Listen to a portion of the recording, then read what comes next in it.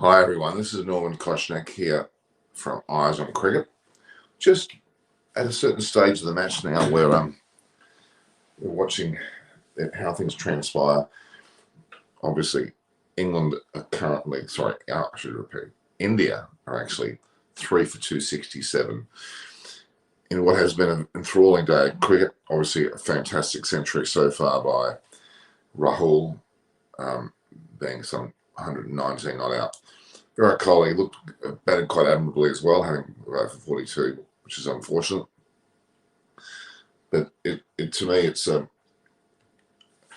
Rahul has certainly shown his form after scoring 80 in the first Test match, and now repeating the dose with 119 not out. In fact, he and Rohit Sharma batted fantastically. Virat Kohli, with some merit, looked pretty good too. The fact is that India have certainly shown the capability, and it's great to see. Waiting for other guests to come on. Exactly, KL Rahul. It's a masterclass. It's funny how the actual viewing here on our Foxtel in Australia is actually. Let me have a look there. It's actually stopped. I don't know why. He's bowling at the new man. He's seen enough of KL Rahul throughout the day. It's very impressive indeed with Rahane now, second ball and duck. So there's apparently about another 15 minutes or so before play ends, but I thought it'd come on because it's a bit overdue to come on. So I'm very tired, but it's been an amazing match to watch. I mean, to me, India have a real option here to go well past 400 and could even go close to, I'll say realistically 400 plus. And that'll put India in a great position for this Test match. Even though Wicket's doing pretty well, it's testament to KL Rahul. Actually, it's a masterclass. He's been defiant today. And I have to ask the obvious question, why hasn't he been selected some time ago? I don't quite know what's gone with his selection situation. Realistically, he's proven incredibly appropriate. And even though they had in front of him Gill and Agarwal, who have both been injured, for him to get the opportunity, I think now he's leapfrogged them, so to speak, and he'll be in the side regular now. Rahane's in, so Kohli did admirably, I thought. But Rohit Sharma, what a pity he didn't go on to score 100. He batted magnificently as well. The key to this innings for both Rahul and Sharma in particular on the opener is the art of letting the ball go. They waited for the ball. They got to be under their eyelid, so to speak. They played late. They played deliberately late. They let the ball go. They played the line of the ball. They didn't follow the ball. Extremely important when you're batting as a batsman. When a ball is swinging or hooping or even cutting off the wicket, is that you play the line of the ball. You don't follow the ball as it moves. Because what you're in fact doing is leading yourself into an edge. You don't want to get any value out of than following the ball.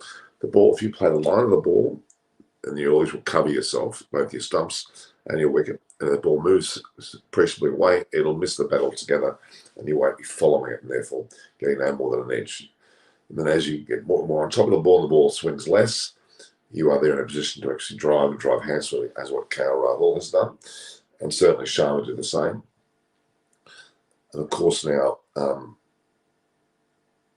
on that basis, Kohli certainly improved as well, which was notable the way he played. So we'll give it a few more minutes. We'll see how the game transpires. But it's been absolutely fantastic. What do you guys think? Tell me in the commentary. I look sick today. Well, my eyes are a bit. It's late at night, guys. I'm not sick at all. It's just, it's a matter of I've got little eye drops here because it's 4 in the morning. You have to understand when it's 4 in the morning. It's hard to keep your eyes open. So now I'm fine, guys. I look a bit heavy in the eyes, but that's not for you to worry about. So James Anderson has taken 252. He's bowled, he would argue, very well, having taken the wickets of both. I think it was, let me just confirm what wickets did he take. He's definitely taken Kohli just then, and he's also taken Pujara. In fact, no, Pujara and Sharma and Robertson got Kohli. My apologies. Full sorry for Kohli. He looked like he was set nicely. And Rohit Sharma, I'm disappointed for because he got 83 in a magnificent innings. But KL Rahul, he's almost become the leader of the pack as such. Quite incredible, actually. Moeen Ali, well, he was steady. Mark Wood, somewhat expensive. Sam Curran didn't really penetrate, but Anderson and Robertson have been the best of the England bowlers. But at 3 for 273, the team in ascendancy is definitely India. But, I mean, really, KL Rahul, how was he not? Last time he played in England, he scored a century. Now he's scoring centuries again. Almost seems like an obvious pick to me to have had him in the side all along.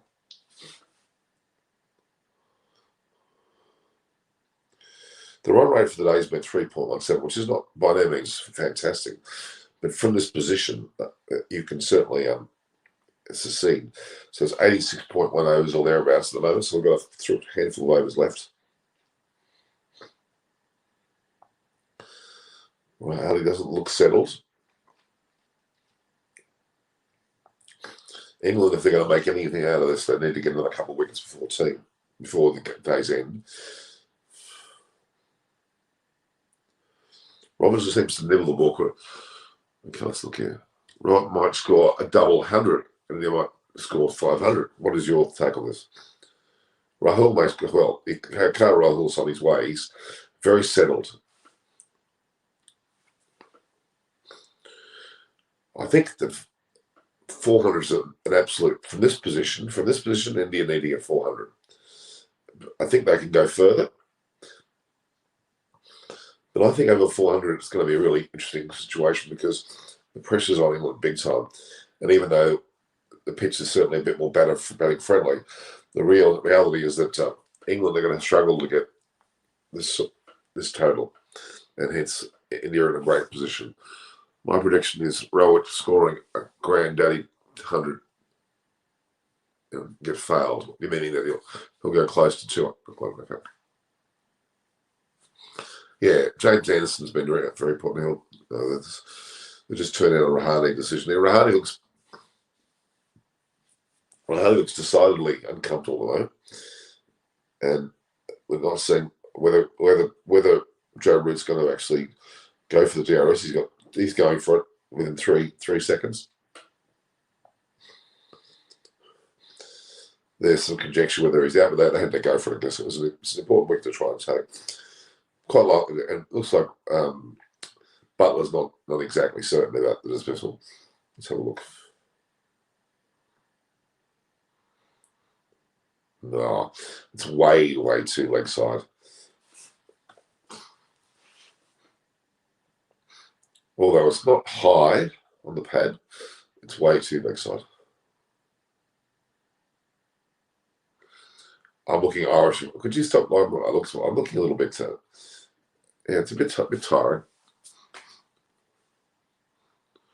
Wood needs to mix it up. He was bowling 90 plus and over. Yeah, but that's Mark Wood for you.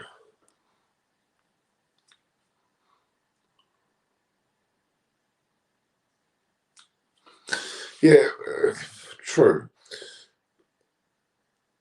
It looks as though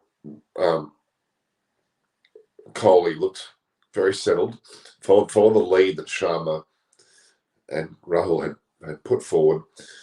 And then he has a habit of playing balls he shouldn't. That's what is a downfall for Kohli. But I think it's a pretty admirable return to form. Pujara didn't get any runs, but gee, they're glad they got KL Rahul on the side now. He has batted magnificently.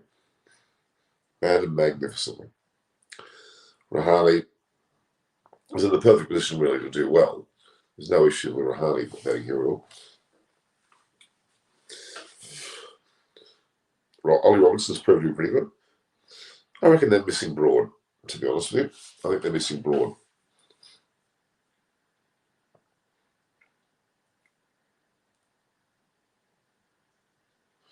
Just checking what's going on with the score.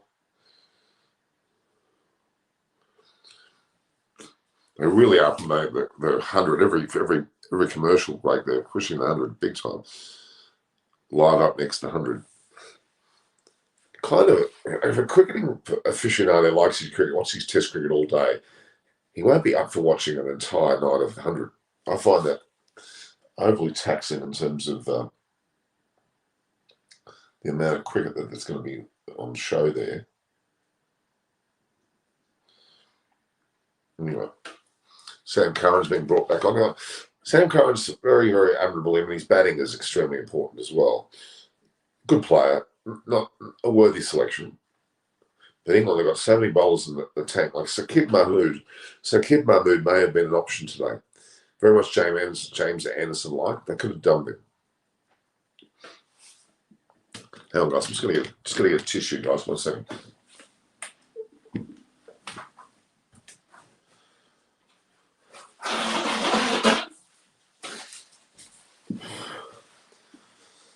Yeah, it's good to be able to. The fact that the game is. Hope you're all hearing me loud and clear. I'm guessing you are. Yeah. I'm expecting some guests on. They're probably all watching the match. I did say that the moment the game finished rather than before. So look at the stories here.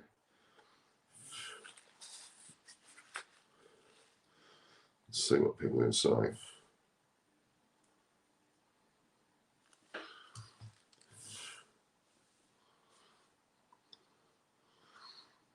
So there'll be an end of day media conference, of course.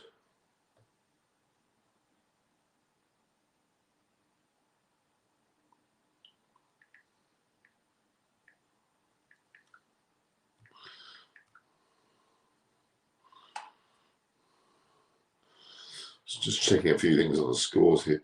The Rarani will join us. So the pre-session.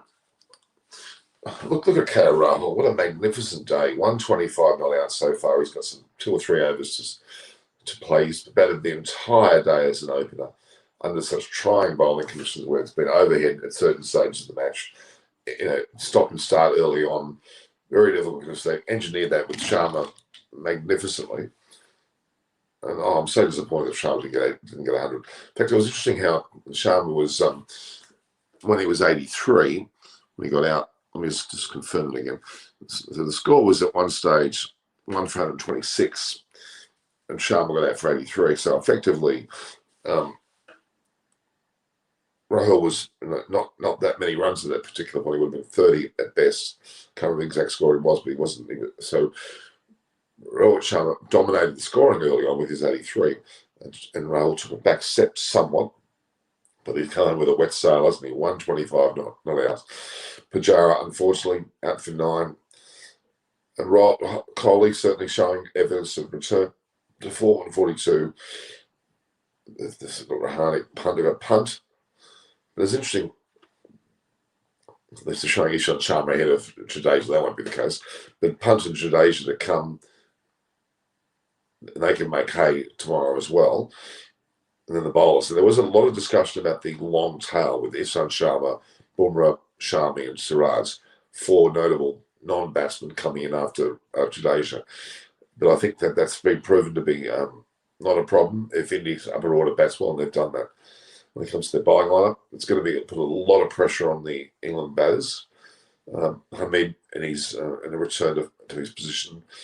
They've got a stronger batting lineup, England, I must say, having taken Crawley and Lawrence out of the equation and bringing in Moeen Ali, who can certainly bat, and of course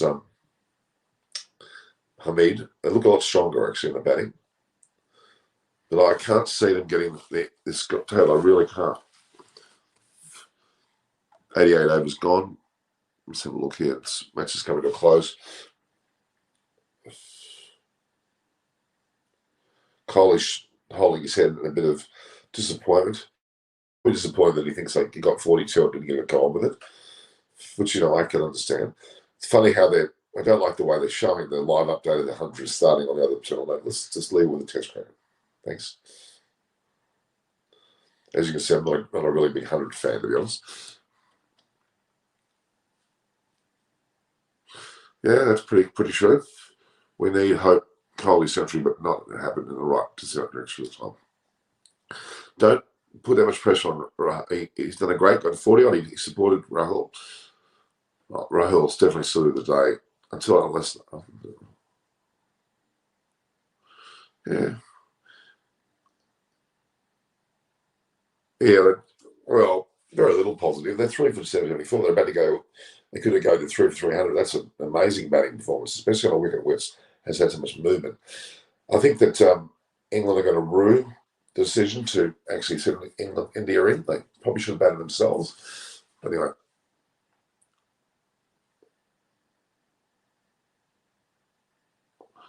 I don't know whether there shouldn't be so negative with Kohli. Anderson getting out well, settled Rohit was money in the bank. It was. Rohit Sharma looked fantastic today. He left the ball well, but he played elegantly. He was in sublime form. Let's not forget the partnership was well over 100 again. Sharma's been involved with the 97 partnership, the 152 in the second innings of the first test, and now the over 100 partnership. So 3 relatively substantial opening partnerships. Very significant. KL Rahul's been the main player in that, but Sharma certainly played a leading role at the stage that he was in.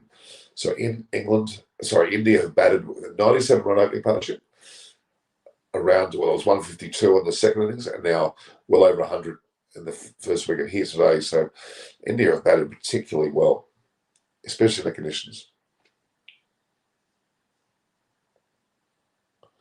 Gonna wait and see what happens here with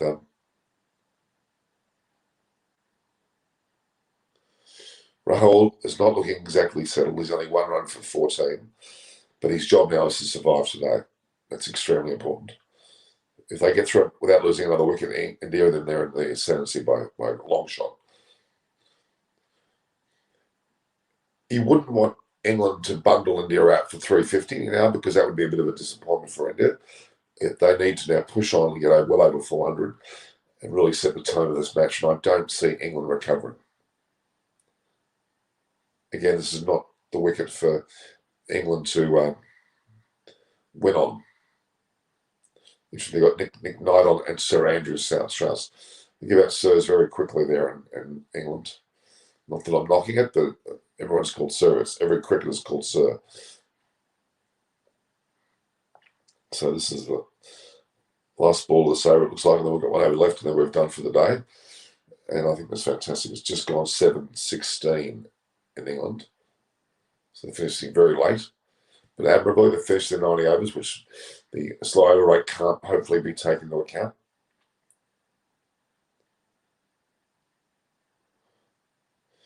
A run rate of 3 is by no means horrifically slow, but considering the conditions, they've done very well. Rahane is not moving his feet. The over's gone now. Is that not going to be okay? Some good situation. The showing KL Rahul's batting performance sublime. He drove beautifully. He did everything what was expected of him. Good on him.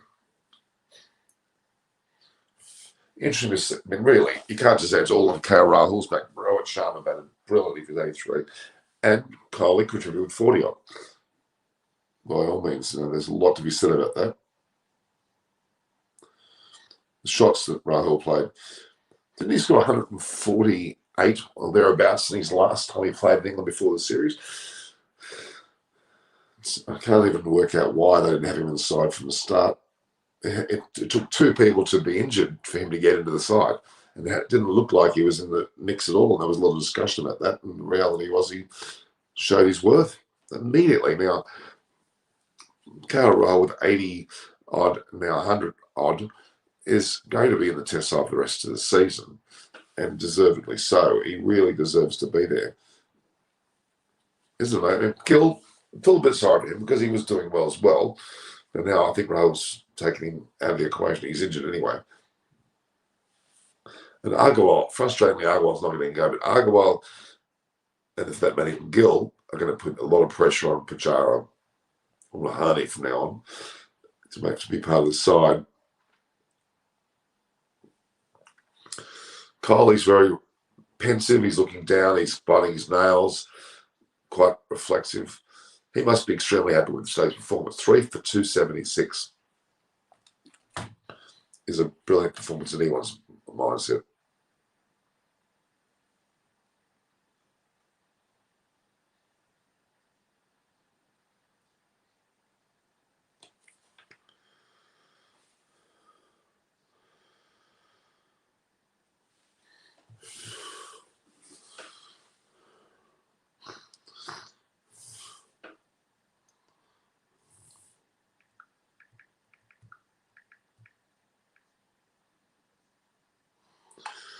So what do you think of those guys? England are depending too much on Root and Jimmy.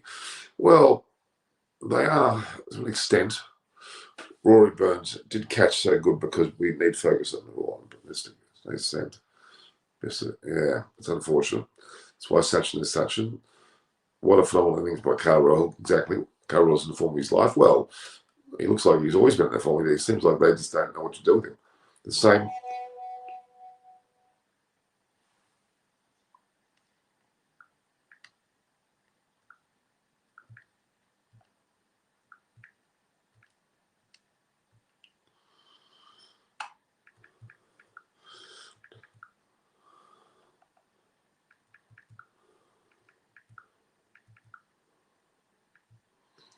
So,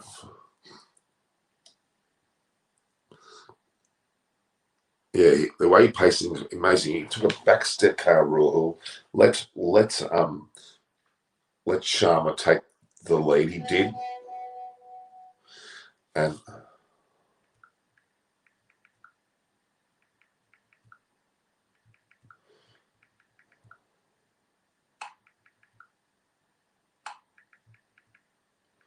just getting on. Okay, so yeah, so he paces and he allowed. Of course, he allowed. There it is. The day's close finished, and Rahani's got a massive smile on his face. Massive smile on his face. So is Rahul. And 3 for 276 after 90 overs. India have done fantastically well. And they've set the same. Now, this particular session, they got 119 in 38 overs. A run rate of around the same as all day, 3.13. So, yeah, that last wicket of Kohli was unfortunate, but despite that, they've done very, very well. And Rahane can walk off very, very satisfied having batted. Rahul can certainly go very, very satisfied after having batted for the entire 90 overs of the day. Never looked like really losing his wicket truly, and he's holding his bat up, and Shastri's clapping him off. In fact, all the Indian players are ecstatic with the way KL Rahul's played. Rishabh Pant's hitting him at the boundary fence. Rahani's there. This is a magnificent situation.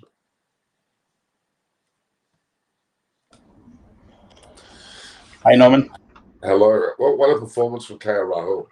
Yeah, amazing it was. And happy day for Indian fans. Well, in particular because of the situation being a very difficult wicket early on. The ball was hooping around quite a bit. He survived. He batted flawlessly. So did Sharma. Sharma's 83 was fantastic as well. And when you look at the early stage of the match, KL Rahul took a back step, let Sharma dictate. And what a magnificent opening part. They've got 97 in the first innings of the first test. They've got 152 in the second, now 120 in the second. Sorry, in this second test. Some of the best opening batting I've seen for quite some time. And India have found an opening combination that works. Correct. So this what I heard, this opening partnership of more than 100 is like for India at large, this is like after 40 years or something. Having this kind of opening partnership. I'm very impressed. I think that even the way that, Pujara got out cheaply, okay, but even the way Kohli understood the role to support KL Rahul, I think he did pretty well. What do you think of Kohli's batting?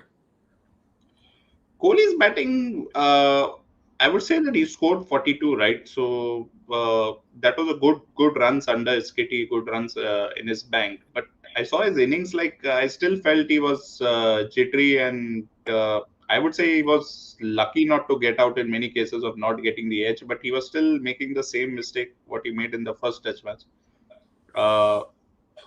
And Pujara was a disappointment again. Yeah, we have to remember the weight of a 1 billion population on Kohli's back is immense.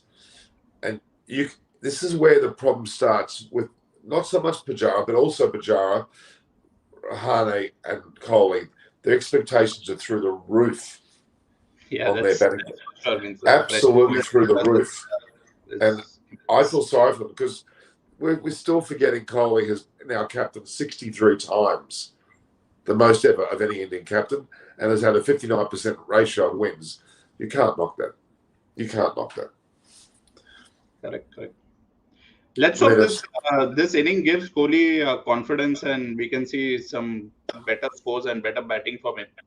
Pujara could have done well. This was a perfect wicket for him to. And when he came in, actually, the ball was not even means the conditions had suited the batting much well. Hi, true. Naresh. Hello, Hello, Naresh. Jairam. Hi, Norman. Hello. Hi, Jairam.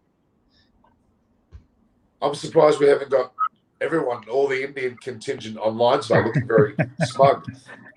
David Gravely should be here too, and he said he was going to come. I think there's a few others.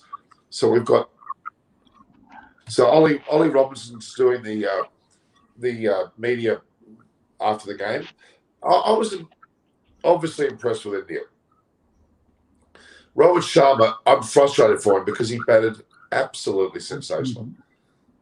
I think it was a phenomenal opening partnership considering the conditions, It's after a very long time we have seen an Indian opening pair do so well in difficult conditions. It was really, really very bad. Especially the ball which got out to, I think just before that, KL Rahul, I think, did mention about the light. It was the worst period of the day on conditions. It would have been very close to bad light or the game stopping due to that. But yeah, he did get out to a very good delivery. But undoubtedly, they played out the toughest phase of the Test match. Oh, look, well, as Indian supporters that you are, you've got to generally not come down hard if the player doesn't get a century every time. The enormity of the Rohit Sharma innings is worth more than 100. There's no doubt. Yeah, the context of the match, the way he took charge, he scored under difficult conditions. He outstripped Rahul, even though Rahul wasn't in a hurry. Rahul's attitude today, I believe, I really think Rahul's attitude today was to bat the whole day. I really think he had in his mindset, I'm not going to get out today, and he's done it. Yeah. I mean, for an opening batsman to score 83, 84 in the first innings, and then again the first innings 127 not out, 200 runs, meaning a century in both innings on average, you have to agree that is more than enough for any opening batsman to ever imagine getting. Yes, yeah. This looks like his series, This looks like his series. Yeah. We have to wonder why KL Rahul's ever been dropped. To be honest with you, I mean, I know it's a long time between drinks when he last was in England when he scored 140 in his last match, but it just seems like he's suited perfectly to these conditions. Maybe Gill would have been the same. Maybe Gill would have been exactly the same. But all this is doing is now KL Rahul is cemented his opening spot. Gill and Agarwal are going to try hard to get back into the side, and they're going to be putting enormous pressure on Rahane and Pujara. Yeah. And Norman, if you remember, we have spoken so much about Gaba, how the Sharduls and the Washingtons took that opportunity. This is that opportunity of KL coming back into the team, purely because of Mayank Agarwal's injury 2 days before the first test, and how he has taken this opportunity, and it's brilliant. He's already now scored more than 200 runs in 3 innings, unbeaten in the third. So this is going to be his series for sure. He's playing all the test matches subject to fitness. I think they have really stabilized. Rohit and KL has stabilized that opening worry for India, at least for this series. Also, I really like the way KL took the charge once Rohit got out. If you notice that once Rohit got out, the way KL took the charge of the match and became the more dominant batsman was really good. And initially, even shielded Kohli. Like when Pujara got out, Kohli came. He was actually shielding him from facing Anderson. So, that also was a good part to see. Yeah, it's intriguing for me because even listening to you both talk, we're talking positively about the Indian side, but it's with a certain amount of caution because we typically want everybody to do well every single match, and you just can't do that. But what's intriguing now is the Indian squads are so action-packed full of players that are all vying for positions. They know now if they make the side, they're going to make hay while they're in the side, namely Rahul. Yeah. I think Agarwal and Gill will have the same attitude. What an amazing position to be in. Every player is knows they've got limited opportunities to get into this Indian side and then make hay. But that's the sign of a good side. And even with Pujara and Rahane being rather criticised maybe with their batting form, and even Kohli to an extent, it just goes to show that India, I think, have adopted an old-style selection policy of picking and sticking. That makes any sense. And they can afford to do that because they've got so much depth coming through. But they've also got to give credit to these batsmen that are in the side. And I'm very impressed. Back in the day when Ian Chappell and Greg Chappell, Greg Chappell had 7 ducks in a row. If Rahane or Pujara have 7 ducks in a row, what would happen to them? They'd be dropped, wouldn't they?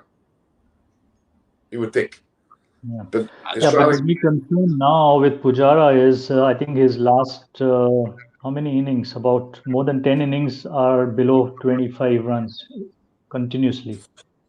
But what I'm getting at is, Australia's stuck by Greg Chappell. They knew he was good.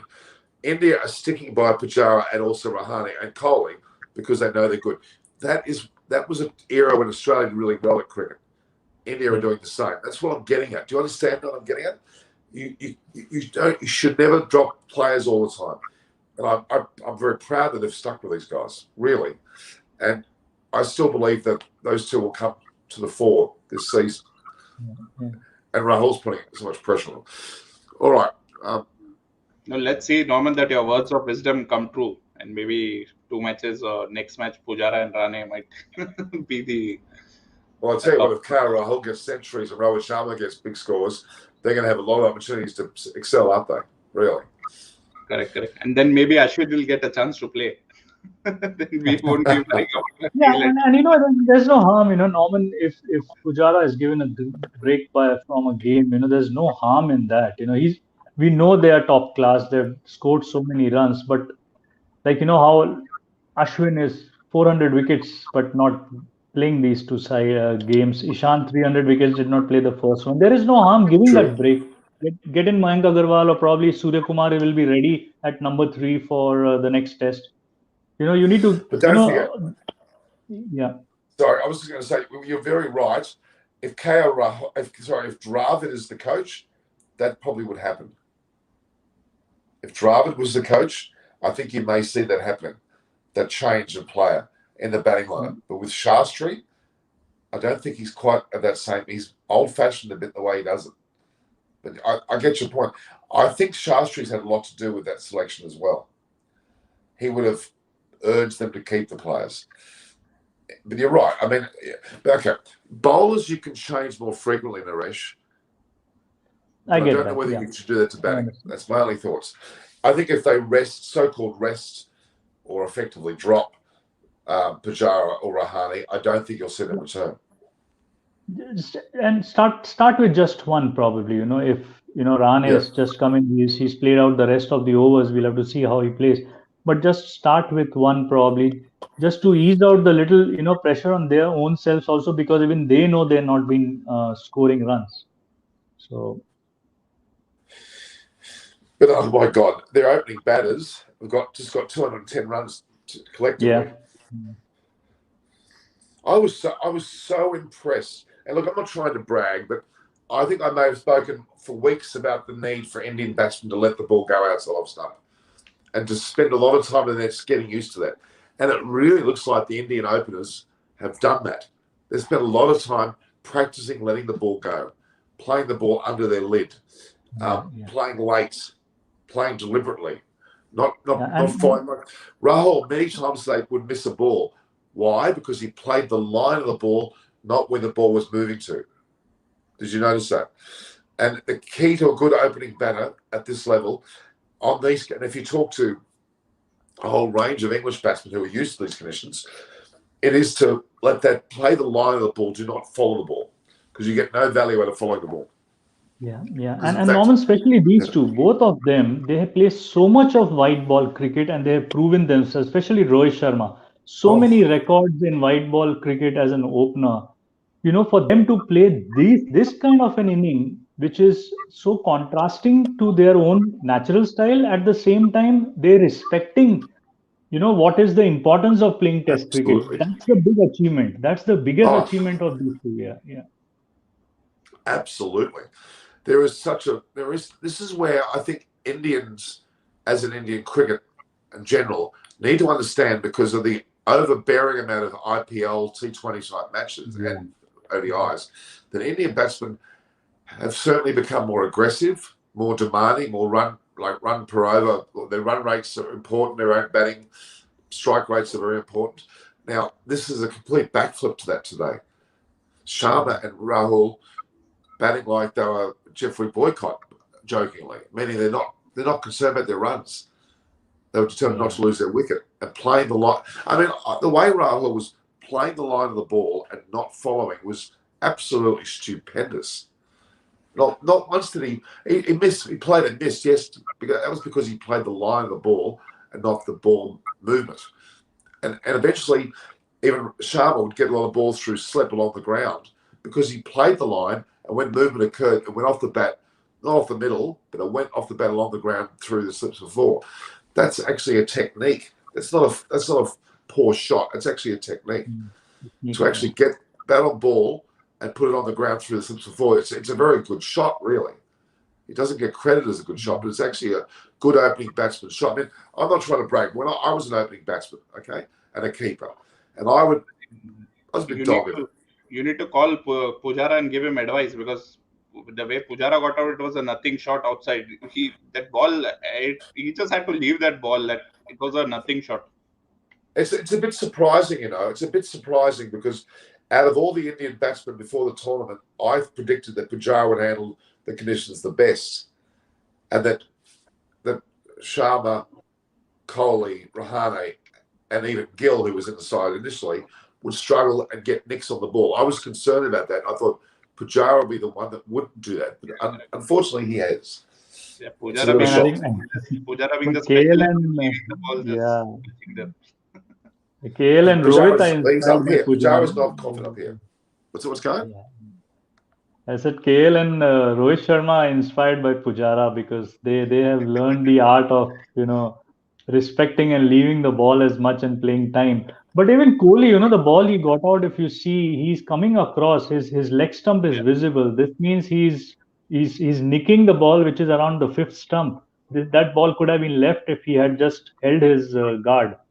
But his feet are moving across, and that's why he's going towards the ball instead of leaving it. So that's the But another that's weakness always coming worked. out. That's always worked for Kohli, though. Kohli's always been able to get the bat on ball, and he's been brought up that way. And look, it's worked for most of his career, but he will struggle in Australia and also in England with that technique. He needs the ball to be. But the key is letting the ball come under your head. Play late, play deliberately, meaning play a line that you ordain the ball to be, and not follow it. If you look at that technique is good when the ball is swinging in, but if it's holding its line, that's where you get in trouble. So I don't know. Kohli needs to find some in between or some another technique. Well, but generally, the technique of Rahul and Sharma was perfect today. Absolutely perfect. Yeah. A great deal of patience, letting the ball go, make the bowler bowl to them. Because when you're letting the ball go, a bowler inevitably tries to put the ball closer to you. And they end up bowling a stump-to-stump line at one stage and had a field placement accordingly. By that stage, the batter's at 20 or 30 runs, and they're set. They're set. And therefore, when the bowler eventually starts bowling at the stumps, the batsman's set and can start to play shots. And that's exactly what happened today. Rohit Sharma. I mean, I know Rahul's not out 120 odd, but I actually have a lot more time at the early stages for Sharma's batting. He was absolutely brilliant. What a pity he got out. He looked sensational, didn't he? He took charge of that innings, and Rahul took a back step, didn't he? I was actually disappointed that Rohit Sharma would have just got a century and got out, would have been better. So at least he got that century. Anyway, I was not expecting much from Pujara and Kohli. But if Sharma would have got a century, that would have been icing on the cake. It's intriguing, We say you just said that you didn't expect much from Pujara and Kohli. only a season or two ago, we would have expected everything from those two. Yeah. Really. And it would have been the openers that you wouldn't have expected much from. It's how that's turned. Pujara, look, if Pujara gets his act together, I know it's taken a while, but if he gets his act together, oh my God, what a formidable batting line, honestly. I think this is a reprieve for these. It's given Kohli certainly, and now Rahane a chance to get some form on the board. And if they get into form, it could be very good for the rest of the series. A lot of positives here. A lot of positives, guys. Also, Naresh Norman, did you see around like the 30th, 40th, 50th over, every 4 or 5 overs, the English player bowlers or the team is throwing the ball to the umpires to check it for size, and they wanted to change the ball. It was really irritating after a point. Because they were just not happy with it. The ball was not doing what they hoped to do. So, somewhere the umpires also need to say that enough. I thought Mark Wood was very disappointing today. Yeah, he was getting pace, but I don't think he was bowling the right length, so he wasn't effective. He was getting the pace, and because he was a bit short, it was helping batsmen to, kind of get into the line and play those shots, which obviously with his natural pace was going, even the 6 which Rohit Sharma got, it was pure bowling speed that got the edge and went towards the fine leg fence, over the fine leg rather. So Mark Wood, he needs to just get the length in place. He's generating good pace. But that's the problem with Mark Wood. He hasn't effectively played since what? Was it February? He played the T20s, right, in India last? Yeah, but red ball cricket I'm talking about. He has played very little red ball cricket. Yeah.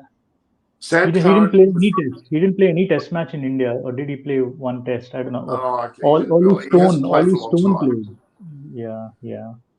See, now, I think they made a mistake. I know it's early for me to say this, but Moeen Ali's inclusion, he's a great player, but was not really that effective, was he? It's early on, I know. I would differ here, Norman. In fact, Moeen Ali was in the latter part was actually getting spin, and he was beating the edge. In fact, on the first day, he was getting a bit of spin. I would think that, in fact, not taking Ashwin might be a mistake, considering the fast bowlers also are not doing much. Oh, look, they're going to really be. It's now they may miss not having Ashwin on the side, and they may find it more difficult to get the 20 wickets without Ashwin there to finish it up. That's true. But I think the England batters are going to struggle because let's assume that India get over 400. Even though it looks a certainty at 3 for 276, we don't know, do we? Anderson can come out and take 4 or 5 wickets in the morning, and the Indian tail is particularly long. It's a long tail. They could go low, but I don't think they're going to. I can't imagine them getting their target is at least 400 now. Yeah, that is what they should aim for. Yeah, realistic. And Moeen Ali, he's done well against India even with the bat. And what happened with his inclusion, it gave Root the option of a fifth bowler, unlike Trent Bridge. Otherwise Root would have himself had to bowl. So Moeen Ali still has lots to play in this test. I think he will play a role in this test if either he gets the few wickets or with the bat also. What happens is with Moeen Ali coming into the batting lineup, if you see, they bat really deep. From Joe Root onwards, the experience is there. Root, Besto, Butler, Moeen Ali, Sam Curran. That is a good experience. That's a good middle order or a low middle order. So I'm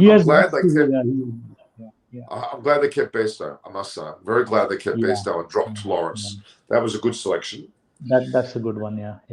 And even Pope hasn't really shown enough to deserve to get back into the side. I think that was a good point as well. I'm kind of happy with their batting lineup, yes. But still, Rory Burns and Sibley are opening and they haven't done that well.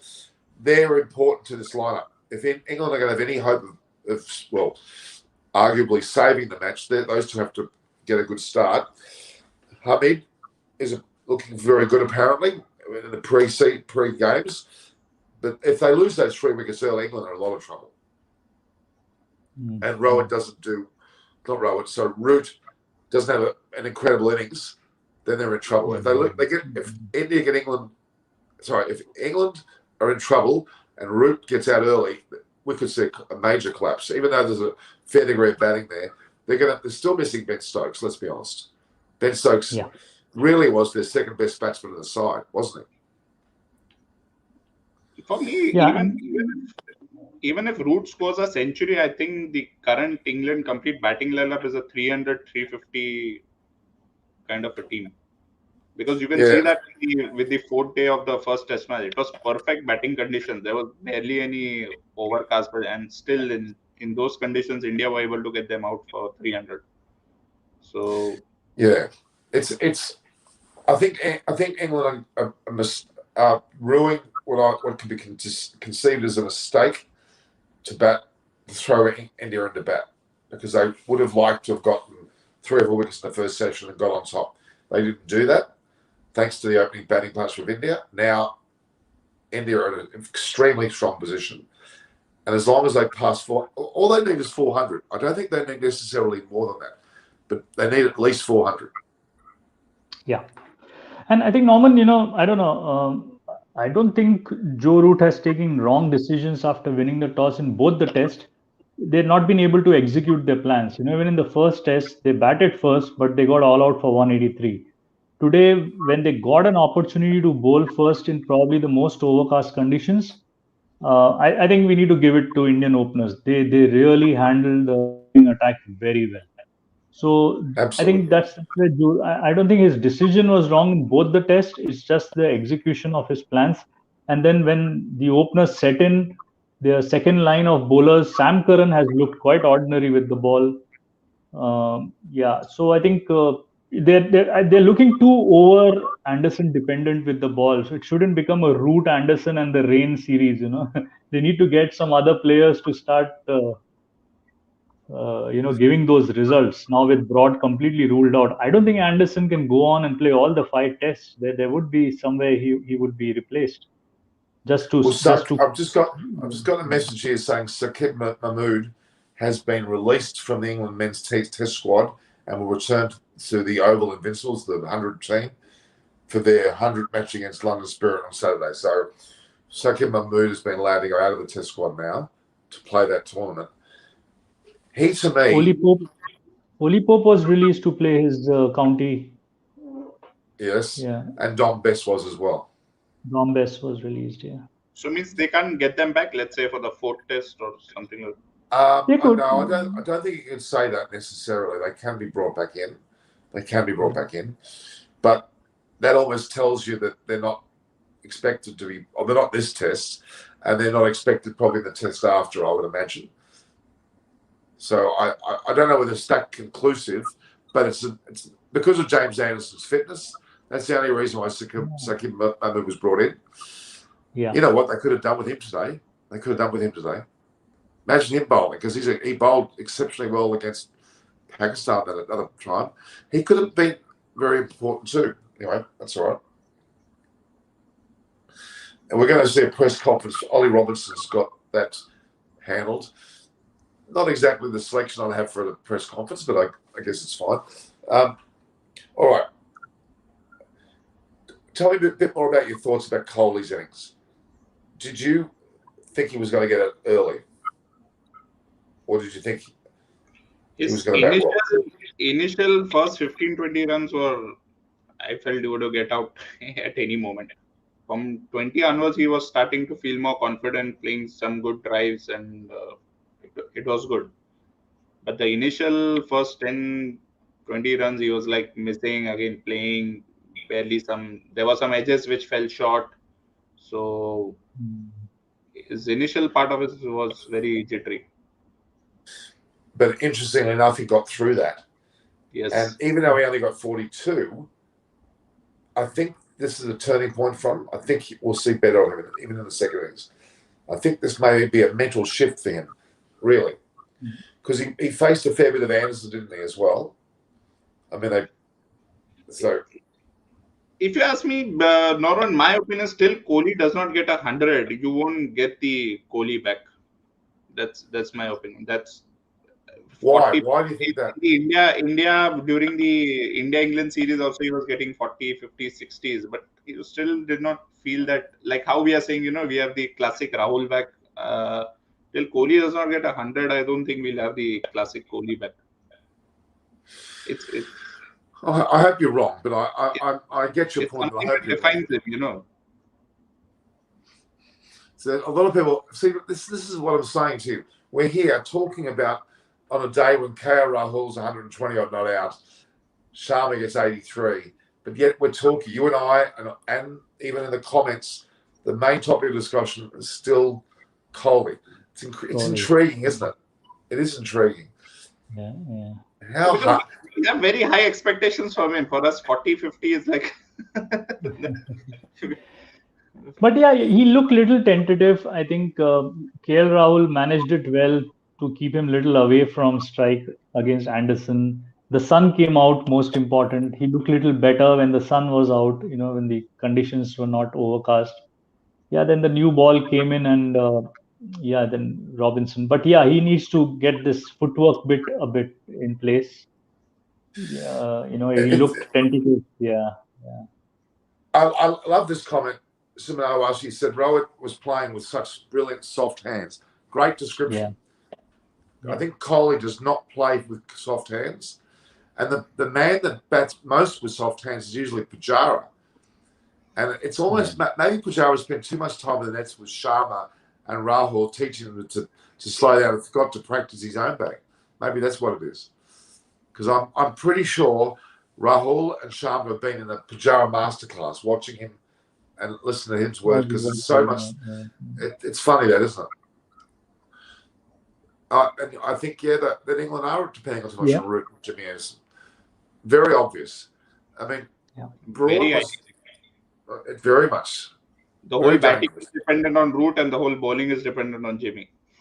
So that's the team. Yeah, and this thing, with now Broad missing out, Robinson and Anderson become their spearhead.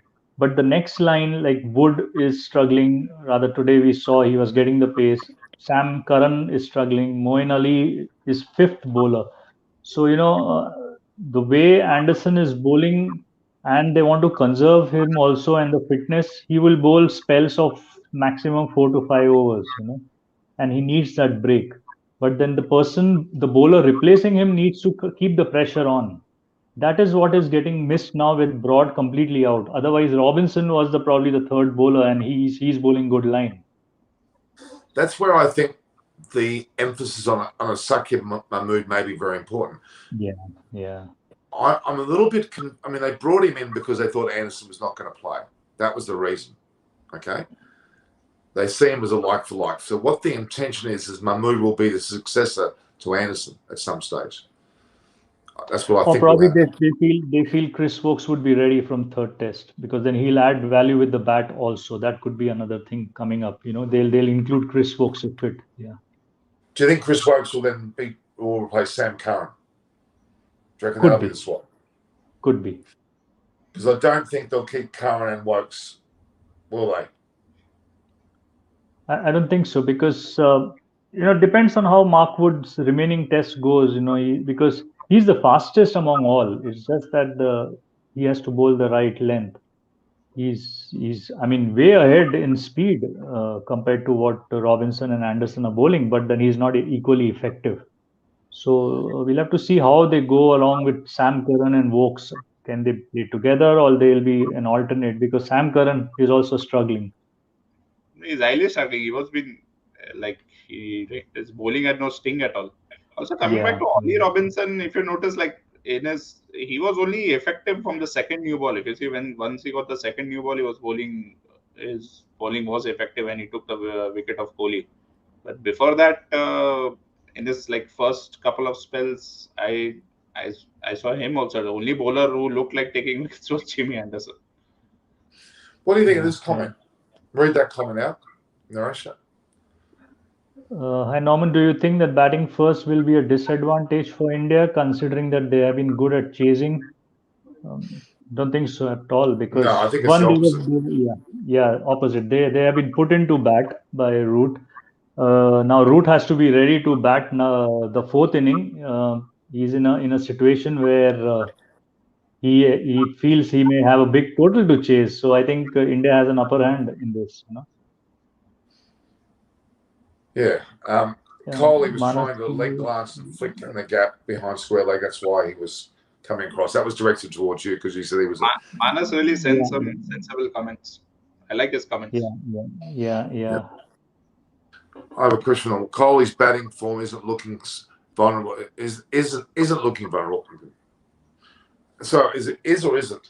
I mean, I think it must vulnerable be. to an extent, but and inconsistent to an extent. But look, if he gets 42 today and he clicks in the second innings, that could set the whole series for him. I think Yeah. there's an element. But Ram, you were saying that Kohli won't get to those hundreds again. I think that if he mentally clicks over to that state that he was in when he was in that form, he could return very, very quickly. But I mean, okay, take his batting to one side. This is his 63rd to Indian captain. It's 59% record. We mustn't forget that. There's a lot of.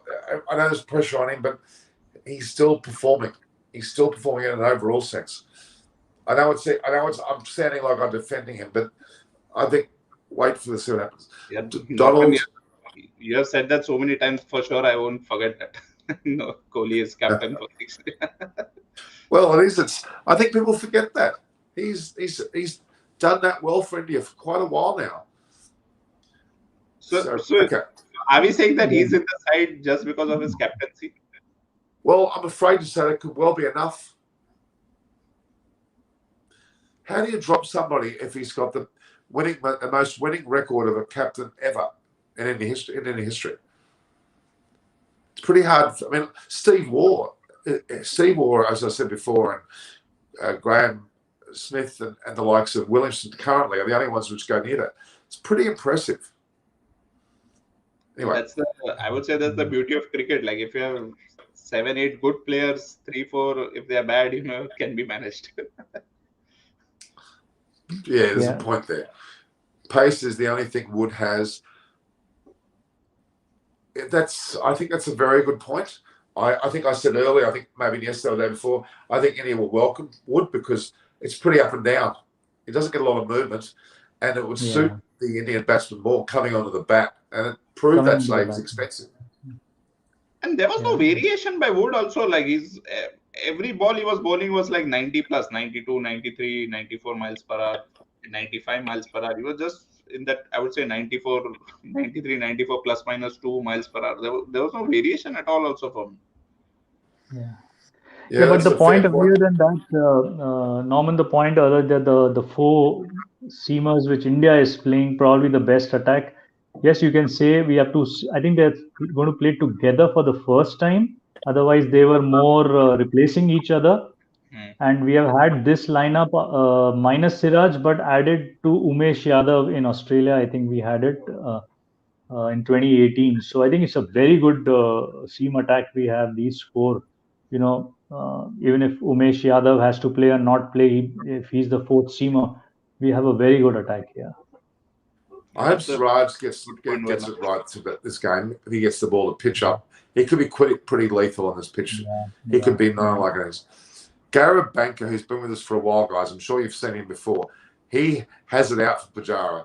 He says, Pujara out, enough is enough. No, I don't think it'd be a bit hard on him. If you ask me, I'm also of the same view. Like what Naresh said, give him a break for one or 2 test matches, then get him back. Who knows, that might be a good thing actually. Like what happened? Be big. If KL Rahul gets a double, that's a big one. Yeah, but his he's century itself is such he's already 120. Why not? Yeah. Now, Music Harmony is always someone with a very learned perspective. I always looked up to Rohit as someone who was unbelievably talented, but only scores runs on his day, and when struggles, gives his wicket. Now he has realised there is also a way to grind out and bat. Really, it's a Rohit Sharma. Rohit Sharma could be the regular opening batter for India for a long time to come with Rahul. Really, because Rohit Sharma's he's only scored 2,700 runs or 2,800 runs, but I tell you what, he's still able to play for a few more years. he's in a renaissance of his career. I'm very impressed. I think he's always harbored the desire to be a long-term Test player and hasn't got the opportunity. He's done excellently well in the short form with Mumbai Indians, with India, but I think he wants to make. I think he said, "I want to open until I succeed," and he's doing it. He hasn't played badly for some time. Yeah, and Really. Norman, on your point, India had a problem with the opening slot. From the experience perspective, we tried out Mayank Agarwal and Prithvi Shaw, and then ultimately we stabilized with Gill and Rohit Sharma. Unfortunately, Gill is injured, but that is where the 3, 4, and 5, kind of became more important with their experience, Pujara, Kohli, and Rahane. But if in this Test Championship cycle, if India sticks with KL Rahul and Rohit Sharma, because they have only two important overseas, one is this England and then is South Africa, and then one is Bangladesh as overseas, and rest are at home. So if they continue with these two as openers for the rest of the cycle of championship, automatically you will see Pujara and Kohli and all start getting runs, because if they get good starts, their pressure will go down on 3, 4, 5. True, but I think if Gill, let's just assume Rahul and Sharma are definitely in together for the rest of the series. There's no doubt. Gill's injured anyway. Prithvi Shaw is unlikely to get an opportunity now if the throw opens back well. Yeah. But the other, I'm just trying to surmise here. Gill's going to rue being injured because he's missed out an opportunity to cement his spot. But I think Gill may come into play as number 3. Could be. Don't you think that? Maybe not this series, but Gill might be the. I know Sky Yadav is there as well. Yeah. But I actually think that Gill could be an excellent number 3. Don't you think?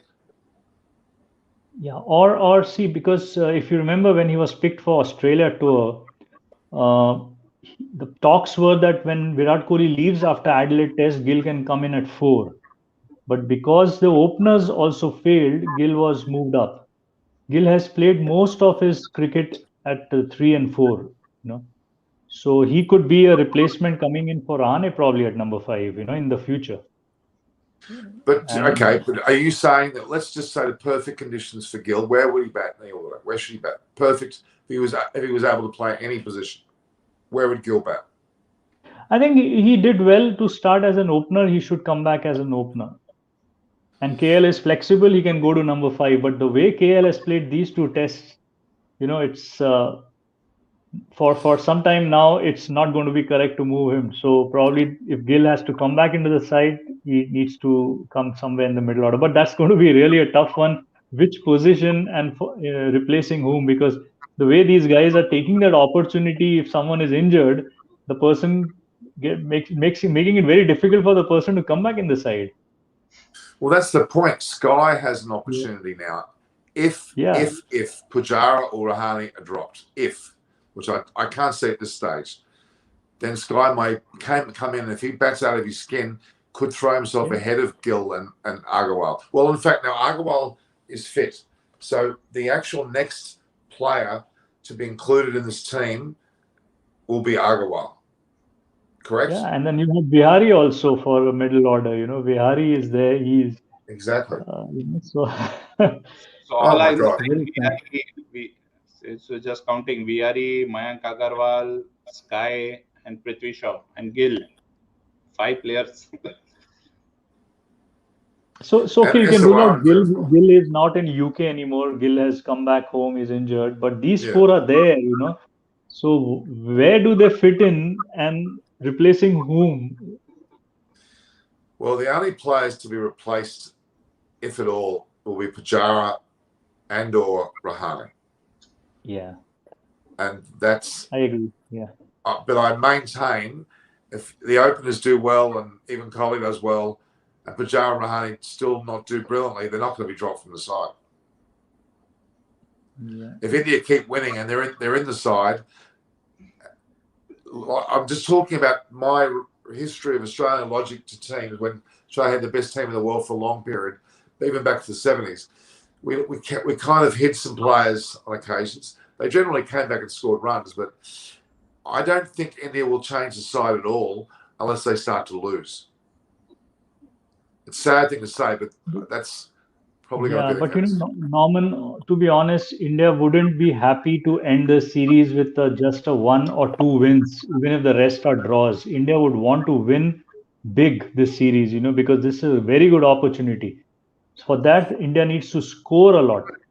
So you need the batsmen who they feel are confident to get you the runs. So that's what it is. The first test could have, yes, it was more favoring India, but it's a lost opportunity. We need to see how this test goes. Shouldn't end up in a draw, because that's India wouldn't like that. India would want to win as many as possible here out of in this 5 test series. I don't think it'll be a draw. I think the Indian bowling lineup, despite not having Ashwin there, will do very well. And England notoriously will do well at Lord's. So if India get a 400 plus total, even 450 or thereabouts, England are going to struggle to get that.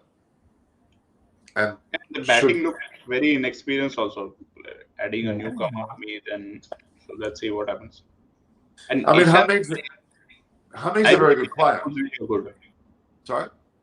Now, I was saying that Ishan, given his experience with Lord, his past performance, Lord, who knows, he might come through very well. Yeah, 7 wickets is 7 for 70 or whatever he got was pretty damn good. Still a poor attempt, Manu John. Give Kohli a break. Jeez. No, they're not going to declare at 380. I can assure you. They're going to go to as high a total. They need to go to 500. They will. First, let them reach 400. Normal, like who knows tomorrow morning. Exactly. But I think India should look at batting 2 sessions tomorrow, and then see what they get in these 2 sessions. Probably after tea is when England should be put in. But again, as Behram said, the most important is the first session. The next day, first session is most important day. Absolutely. And the reality is, what's his name? We've got these 2 in now. Then you go straight into Punt and Jadeja, and then really that's it. Yeah, that's really it. So if England were to get a couple of wickets early tomorrow morning, say 2 or 3, that could see India be struggling to get 330. Let's hope not. I mean, they don't deserve that, do they? They don't deserve that. I think KL Rahul's in such great controlling form that he will take his time tomorrow and ground out a score, and he could well be heading for 200. I'm sure in his head now he wants to go big. Yeah. There was no doubt. Today, the way he batted, he was not getting out. He went in there, I'm not going to leave this crease until the end of the day. That was his attitude. His mental strength towards the end was amazing. He batted fantastically. And the slowness of his early part of his innings meant he was nesting. I would call it nesting. He wasn't going anywhere. He was building a home out there, and I'm not leaving here. You have to dig me out. Yeah. It's intriguing when you do see batsmen score relatively slowly while the other batsman's getting like 80 odd, you're getting 20 odd. It generally shows a sign that the batsman's going to be there all day. I know this mentality. When you get out, when you want to open the batting, you want to stay there for the entire innings. You do nest. I call it nesting. You just cover your stumps. No one's going to get me out, and you build. It's an incredible mental mindset. Like a Jeffrey Boycott did that a lot. It was very much like that. A lot. Yeah. And it's so much of a psychological pressure. The home team captain is winning the toss. He's putting you in, and you make him feel the entire day. It's huge pressure. There would be questions. Root is not trusting his batting lineup. He doesn't have confidence. That's why he chose to bowl. So that's an added pressure, because in the end you ended up taking only 3 wickets. Yeah, 2 wickets, 3 wickets. It's totally in his favour. Totally. Maybe who knows, it's Kohli's strategy to purposely lose the tosses so that indirectly puts pressure on the opposition. Okay, Bahram, explain to me how you could purposely lose. How do you purposely lose? You can't. How do you lose 9 tosses in a row, Norman? It has to be. I swear, I don't know. I'd love to hear it. I've got a feeling he's gone heads. Oops, it's not working. Tail. Oops, not working. Head. He's probably chasing the toss, as opposed to a good captain goes toss heads. Never changes.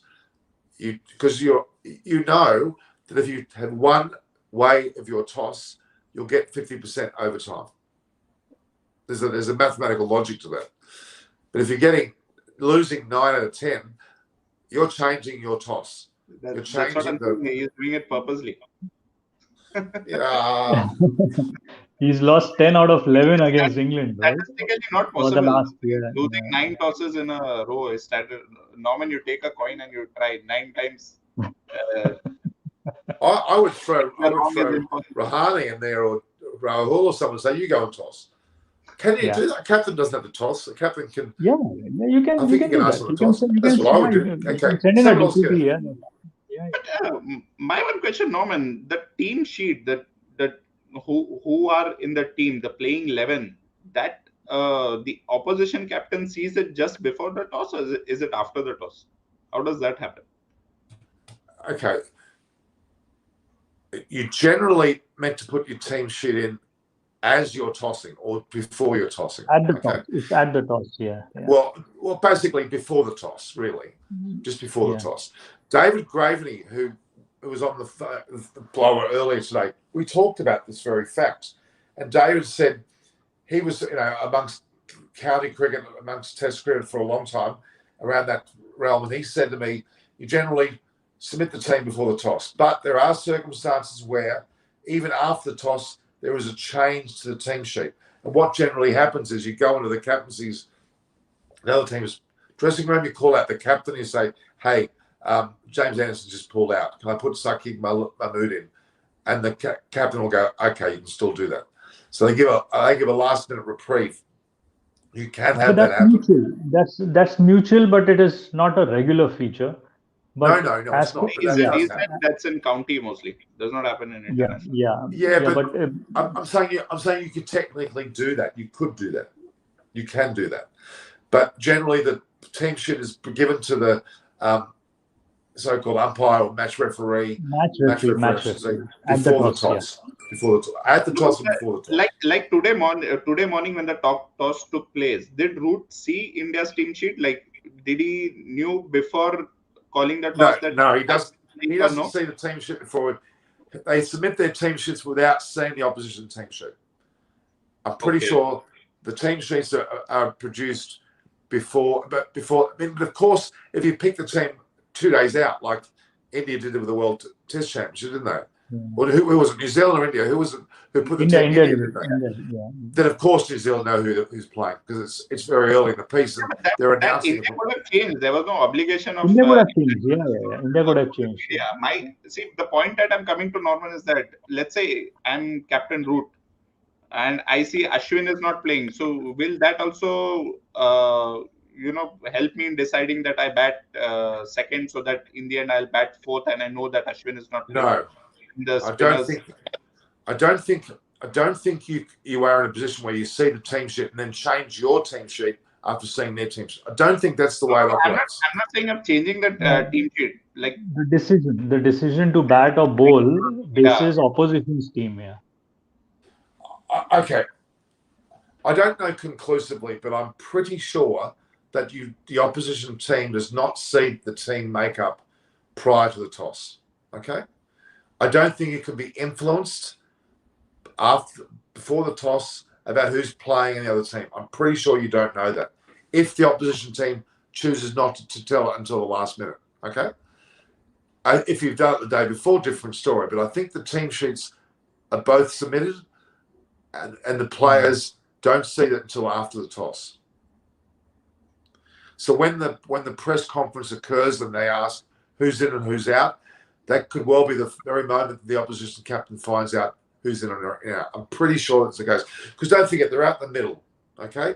If you watch what happens out in the middle when they're walking out the toss, there's no sign of any documentation. It's usually the team manager that submitted that team sheet, generally. Sometimes the captain, but generally it's submitted separately. So they're walking out there in a general sense with the team sheets being submitted, but not necessarily knowing what the opposition players are. I'm pretty sure that would. Otherwise, you're actually predetermining the toss, aren't you? You're affecting the toss. So I don't think that. I'm pretty sure that would not be. It's not given during the toss. It's like given to the match referee or something like that. And Yeah, the match once they referee is the one. confirm that we have received the teams, then only they go for the toss. But I'll give you an example. I, in my phone, get sent the team sheet immediately, and I can release it at that point immediately. And I do. I put it on my community page. Yeah, I get the team sheet. So that would be a point, and that's generally well before the toss. We rarely get the team sheet well after the toss. At least the England Cricket ECB provide us with the England team sheet, and if India's already submitted it, we get that as well. So I'm pretty sure that at the toss they don't know what the other team is. I'm pretty sure that's the case because, as you just said, it can influence your toss decision. And that wouldn't be fair, would it? That wouldn't be right. Yeah, but see, as a captain, I should know who the opposition players are, right? So, like when I'm going for the toss, whether I bat or bowl, that will also be a factor, right? That who are they playing a spin heavy or a pace heavy, and based on how I feel the pitch, logically it's all up to the opposition to tell you. The opposition is not at liberty to tell you anything. They're to tell the match referee. It's a good point to find out what exactly happens or how the procedure of protocol is. I don't think it's a golden rule. It's one way or the other. Because if a team decides to announce their side yesterday, which has happened, then everybody knows. Okay? It's only when there's that conjecture about, as you're describing, the tactics of the game where they're not sure or they do it late. It's rare. I'd say to be almost, okay, yes, the toss, if they knew that Ashwin was not there, they may be influenced to do that. I can see your point. But in essence, they won't change the team makeup based on that. They won't get the team sheet of England and go, oh, hello, let's change our team. I don't think that necessarily would happen. So on the basis of changing their toss decision, it's a very good question. There's a comment by Wispy. They usually exchange their team name after the toss. The list is exchanged. Yeah, could be possible because that's when they ask the captains after the toss that, okay, what changes? They do that. Yeah, but that's not a hard and fast rule because, as we know, teams can be selected days before. So it's not you must give the team list after the toss. No, I don't think that's the case. I think it doesn't necessarily mean the case. So I think it's generally in conjunction with the toss.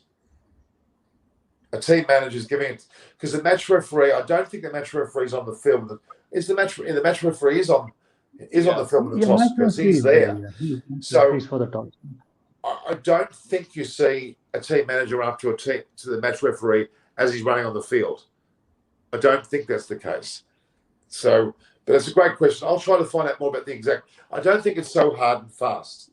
I don't think it's hard and fast. Many matches, I used to see that the captains used to come with like a roll of paper, in the hand. So I believe I used to see that. Means I noticed that they come with a roll of paper in the hand and they exchange. Anyway, let's find that out. Okay. Let's stick to the facts. You can put the team sheet at any time leading up to the match. You can do it a day before if you want to. You can do it an hour before. You can do it 2 hours before. So it's not mandatory. But by the time of the toss, the team sheet has to be submitted. Now, when it rains, the toss can be delayed, and therefore I'm assuming the team sheet can be delayed as well. So I think I don't know whether it's probably at the time of the toss or before the team sheet's given. So I think it won't influence team selection. Before, because a lot of cricket websites and everything also, till the toss does not happen, they don't really say who the 11 players are. Well, I mean, it's funny that the media, as I say, I'm a part of the media. I get the team sheet generally before the toss. It's sent to me. Okay, so if they're sending it to me before the toss, I can release it, so anyone knows. Okay, very rarely do I not get the England media team sheet before the toss. Okay, so many comments here are saying Music Harmony is also saying it's after the toss. No, so that's okay. I don't know. Let's not look at before or after the toss. let's move away from that for the moment. They've got to submit. They've got to. Okay, what is he saying? You can announce the team 10 days before the match. Exactly. You can announce it any time you want to, but that's not official. You can make 10 changes. Yes, that's also true. That's also true. But that is also true. But generally a team that's given early is stuck by it, isn't it? They're confident what they're doing. They're not. It's a bit embarrassing for the Indian team to go, here's the team. I mean, oh no, I'm going to change it. They don't normally do that. When they announce the team, they announce the team. Yes, you can change it, of course. If someone like Glenn McGrath rolls over his ankle, filling practices for the match, they can change it. Yes, they can. And they can even change it, as I said, after the toss on a captain's agreement within reasonableness. If someone's been injured as the toss occurred, there's a reasonableness to that. They then will give them some ability to change that. Yes. But once they start the game, that's it. Yeah, Except and now, of for course, example, like today for Joe Root, I think Anderson was the last minute till he felt that he is fit to play the entire test, because Anderson was still not sure until yesterday. So, he would have taken his time right up to the toss to decide whether Anderson would play in the 11 or not. Yeah, look, I can't say conclusively that as the toss is done, the team sheets may be handed after over. It's possible. Okay, it is possible. It's really up until the start of play that they can change that on a captain's basis, as I've described to you. I don't think that's any different. But normally they don't do that. It's rare that happens. They Okay? don't do that. But your question, Baram, the only question which is relevant here from you is, can they be influenced by the team sheet on their toss, is what you've asked. Okay? Which is very interesting. Because if Kohli sees the papers, there's no Ashwin, we're going to bat. That's what you're saying. That's the only decision that's really a worry to us.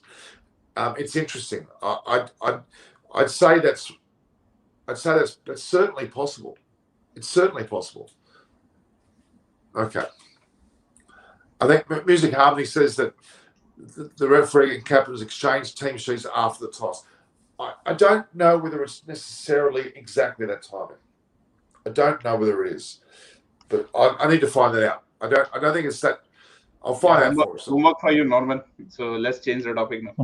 Okay. Another test match also going on. If you Pakistan West Indies, Pak in a bit of trouble. 79 for 4. What's the score? My iPad's just playing. I don't know what's going on. 79 for 4. Babar Azam has gone. Ooh. But that's a pretty bad start, isn't it? Yeah. They're playing in Kingston, Jamaica as well. So you've got Kemar Roach is still around. I don't know who's this fellow they've got there, Jaden Seals. He must be a pace bowler, I'm assuming. I've never seen him. Have you seen him? Is this his debut? Could be his debut. Yeah, not seen him.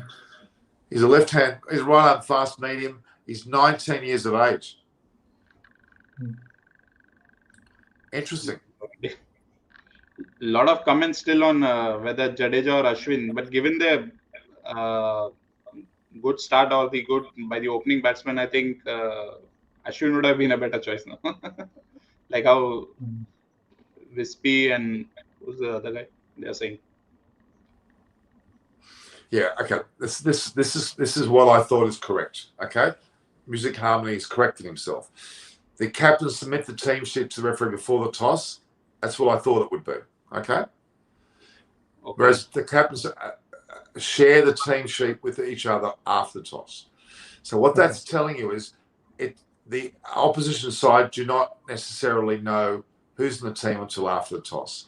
The match referee may not be obliged to tell the opposition team what the team is at that point. Look, that makes sense, because otherwise, Baram, exactly what you said would happen, wouldn't it? So the referee, we are sure, does not divulge the information. Well, I don't think he's at liberty to do that. I can get that. Yeah, that wouldn't happen. Yeah. I actually think that's correct. The submission of the team sheet happens, toss occurs, then the players announce their team.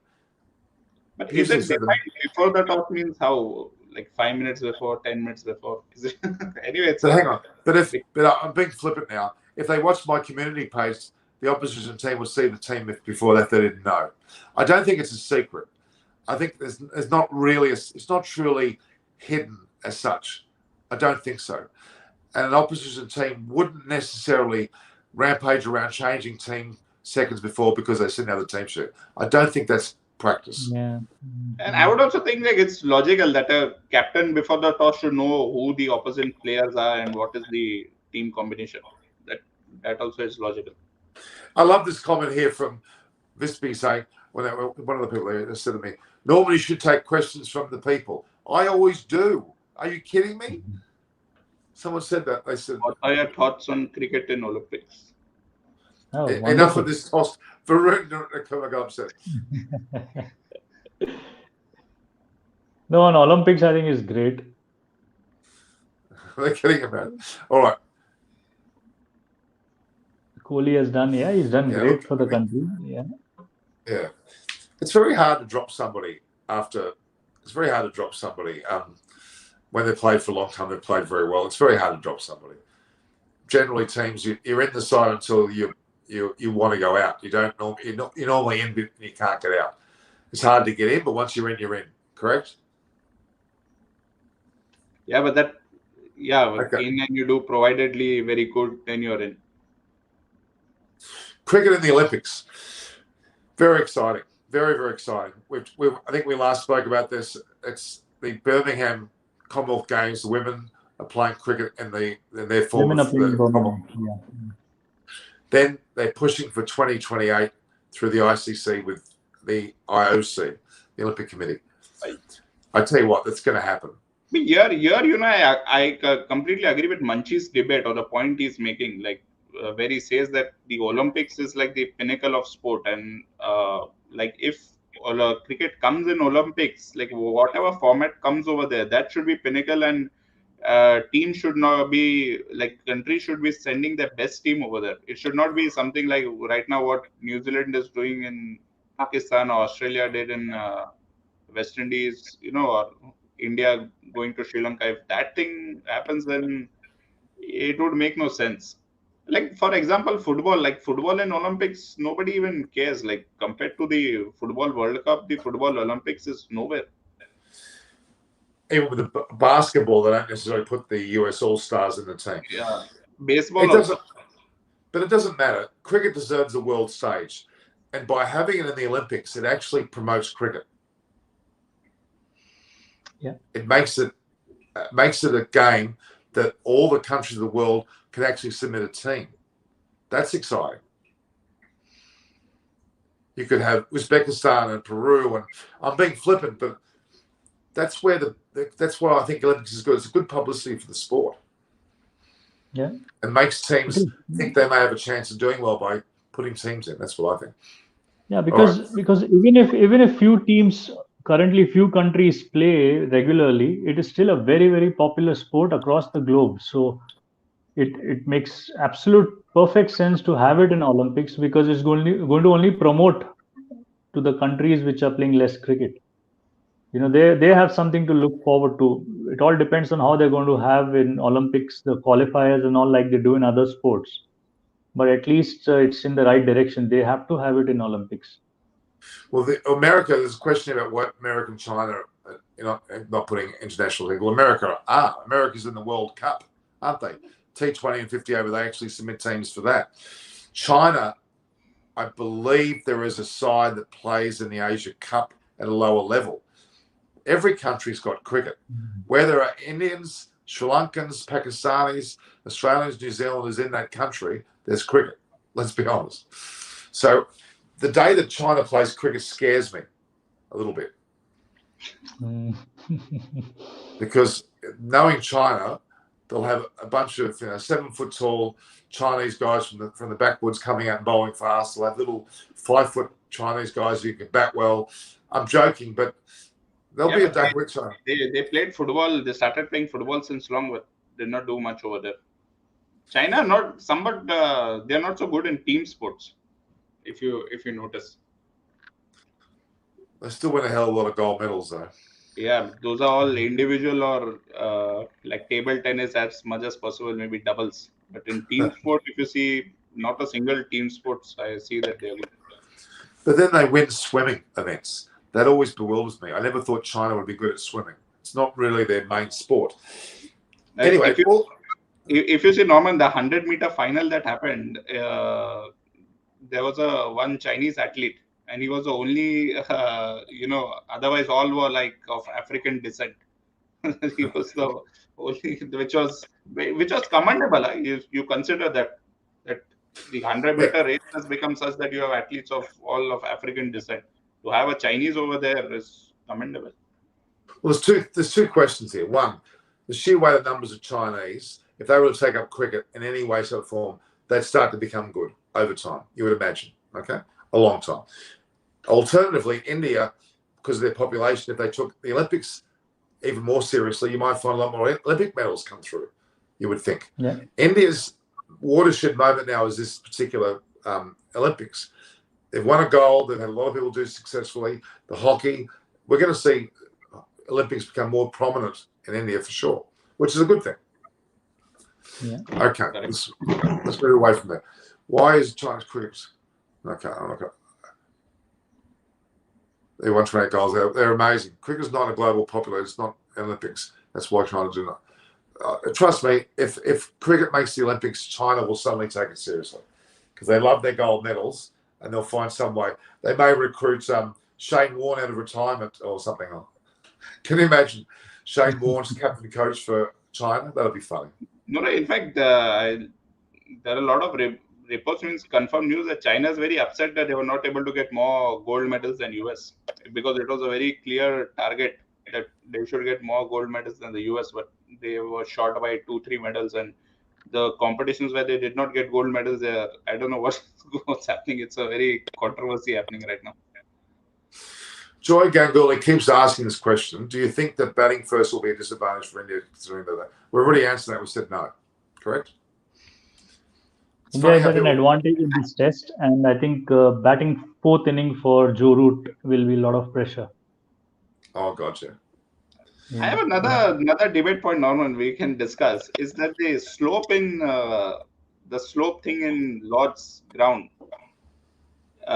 Like a lot of the bowlers and the cricket pundits, they say that this is something which affects and happens. I just checked. In 2012, the London Olympics, the archery competition was held at Lord's, and this point was got up. And when they checked, they checked that they said it is so insignificant that it will not affect. So in a game like archery, where you're talking about margins, there they made a conclusion that the slope is not applicable. Whereas in cricket, while bowling, everybody's saying that this is genuinely something, and bowlers take advantage and it helps or something like that. Okay, it's visually more dramatic than it actually is. Yeah. Because the sideboards show evidence of a drop, and it plays on a person's mind when you see it. I've actually been on that ground and seen what we're talking about here. There is a slight ball drop at one end, meaning the pitch does affect it. Like McGrath used to exploit where the ball used to come into the bat. He'd bowl down the slope, and the slope would allow him to bowl balls that came into the stumps. There was a slight effect. I don't think it can't be discounted if it's not psychological alone, but there is a small effect. There is. Not dramatic enough to be stopping the game, but there is an effect. There's no doubt there is an effect. When the ball is hit down the slope, it does go faster. There's no doubt. Yeah, and the outfield, yes. Yeah. There is. But I think around the pitch square, it's not notable really at all. It's more on the overall ground rather than the pitch square. The pitch square is, I think, pretty much flat as a tap. There's an element of that, but it's a psychological effect, because when you're running into bowl, when you're batting, you see the sideboards as you're batting, and you can see that difference. I'm sure it plays on your mind. Could be a mind thing. Yeah, that's a good point about the fact that Australia in particular, none of their main players were playing in Bangladesh or the West Indies. They were being rested for what was arguably the IPL not even the World Cup alone. That is sad, isn't it? I don't understand why Warner and that are not playing in their team, especially if that's the last game they play as an international team. Even New Zealand is doing the same thing. All their players are like, it's like they're sending a B team to Pakistan for the T20s and the one days. Is that because of COVID, do you think, or about the IPL? It's for the IPL. Yeah. And look, there's nothing wrong with that because, quite frankly, IPL has been damaged by having half here, half there. You've got to give credit. There's large contractual arrangements which are worth millions. You have to honour that. You have to also honour playing for your country. It's a very hard one, isn't it, when they both clash? And I think the worst thing is that COVID's done damage. If there was no COVID, they could bounce around a lot easier, couldn't they? That's probably been the difference. Yeah, this tight calendar would have never happened if there was no COVID. The entire international calendar has gone for a toss because of that. Yeah. So we can't necessarily blame a player alone, although it does look like that. All right, guys, we've got.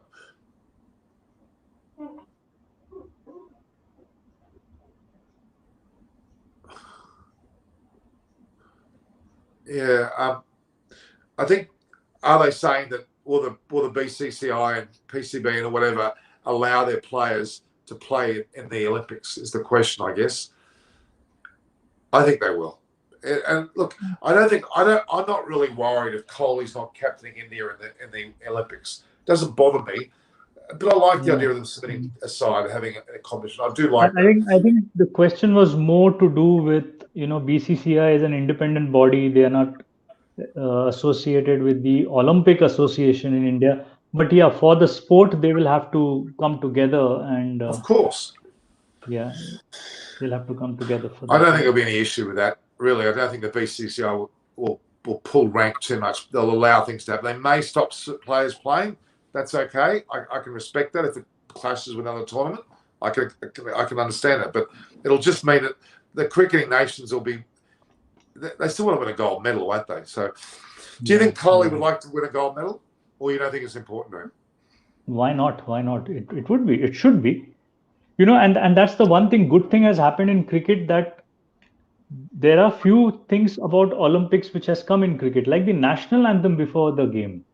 It was never there in cricket earlier. It's come in because that's a practice they have got from Olympics to get that pride that it's a national team. So I think it would be really good. I think Kohli would be looking at winning a gold. Why not? If he's playing up to 2028, why not? I mean, okay. Soccer's the number one sport in the world, right? Cricket's second, right? Then if you've got an Olympic Games and it involves skateboarding and surfing, then we need to have both soccer and cricket in the Olympic Games. Full stop. Yeah.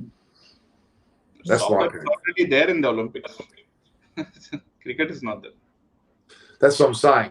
And that's what I'm saying. If they're the two top teams or top play sports in the world, then they both should be included.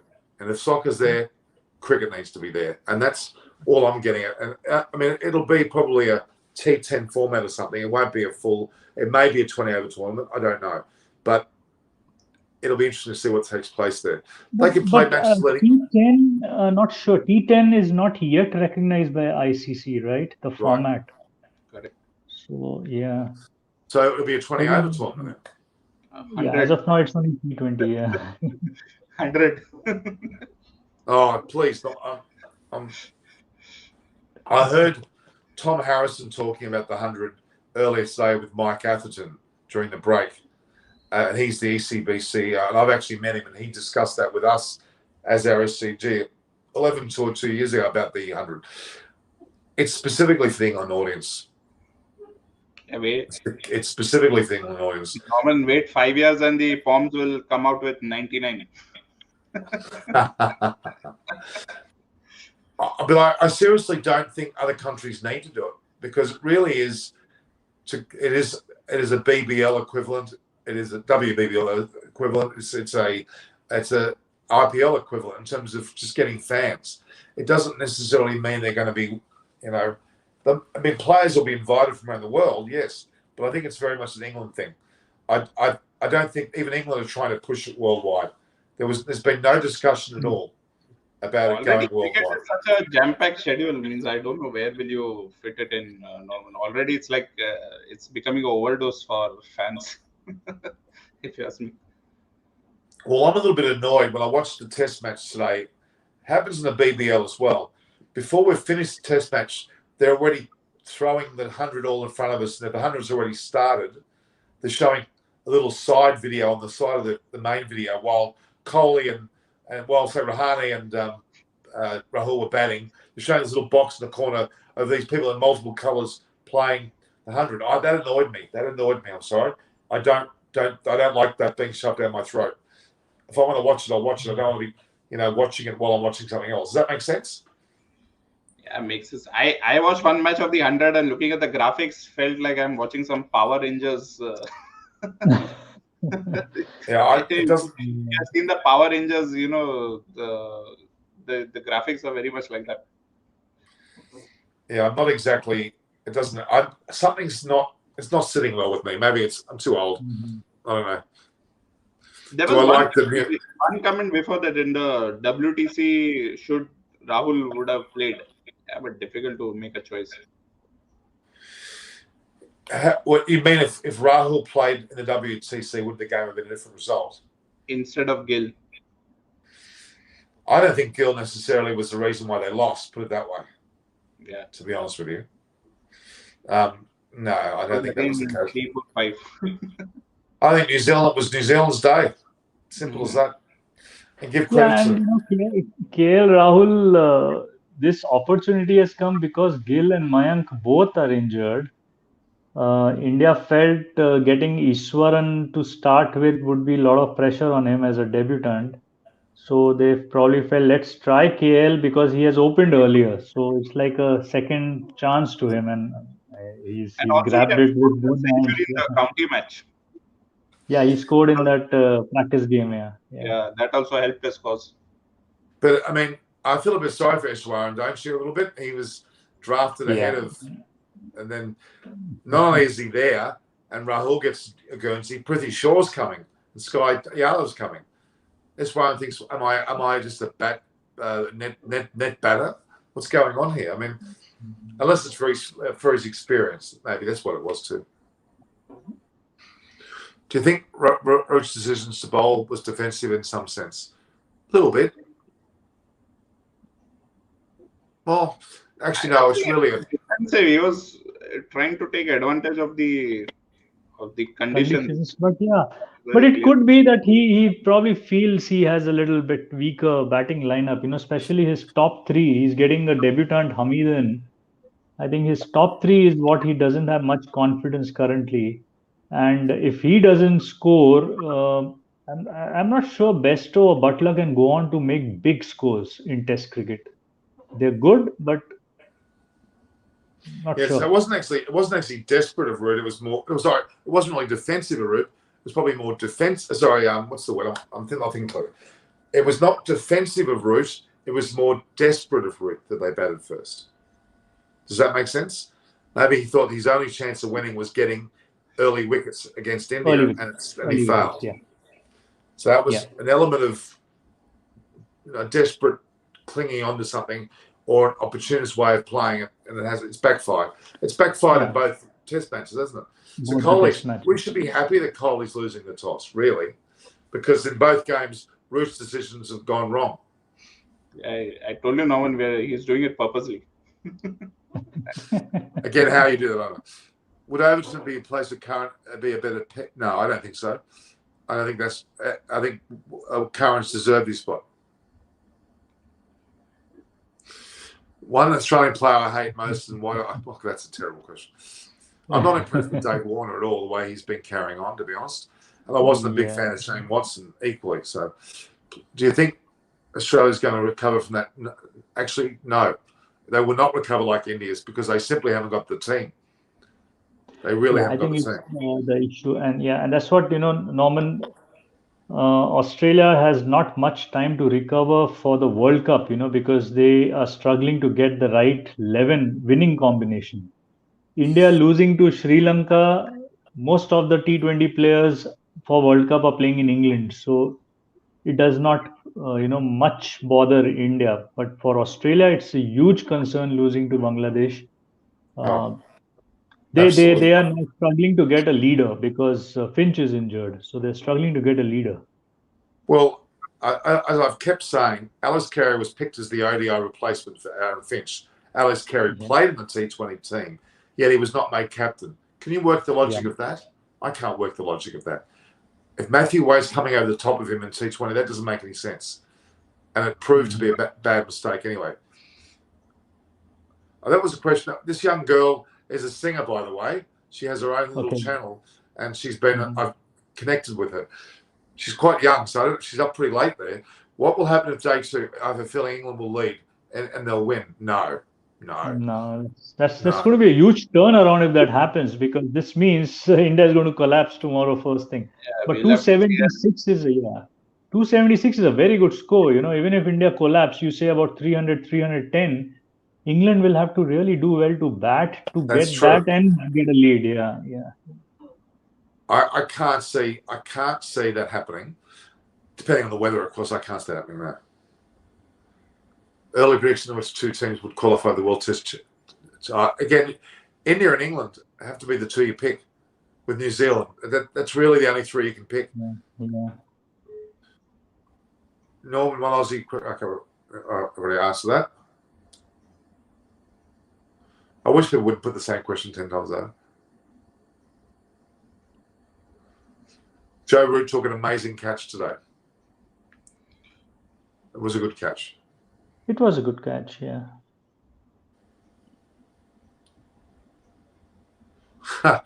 If South Africa and Australia play the T20 World Cup semis, will you shave a bit?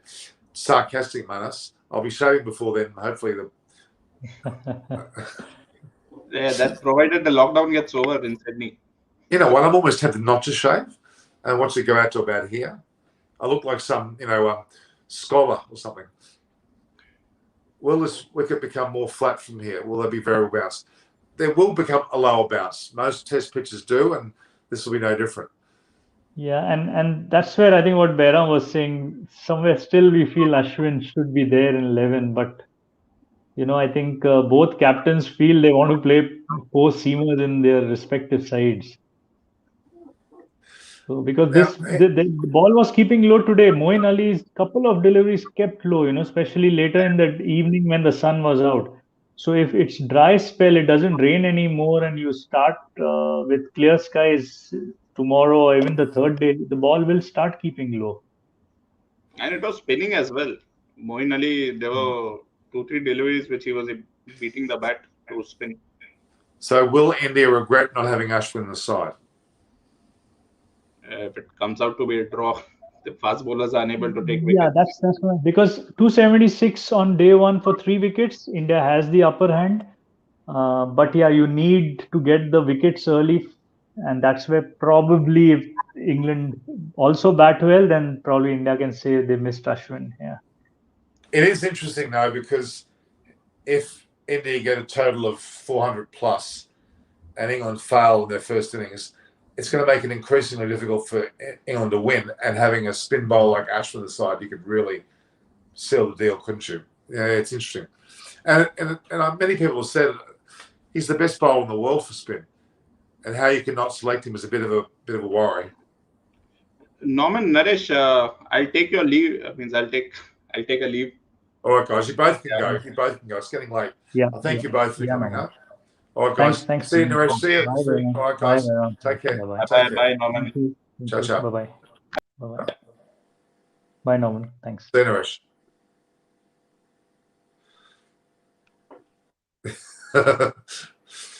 All right. It was great to have Naresh and Behram on. They're very learned guys. I'm a bit sleepy. I made some mistakes. I'm sorry.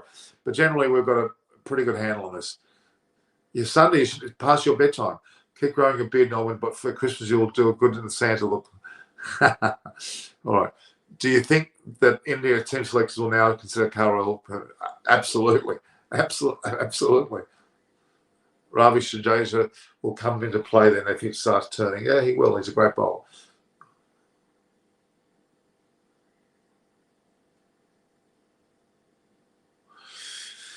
If someone's found guilty, they should be punished. They should be banned for life. Simple as that.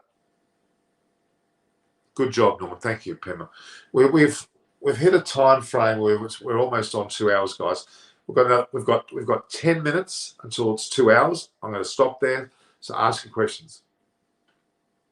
India only had 5 batsmen against Sri Lanka, where Australia had the batting, and then they struggled in the whole series. That is really not great. It isn't great. Hazib Hamid will be difficult to dismiss. Yeah, we'll see how he goes. Warner's no longer going to captain Bhavesh.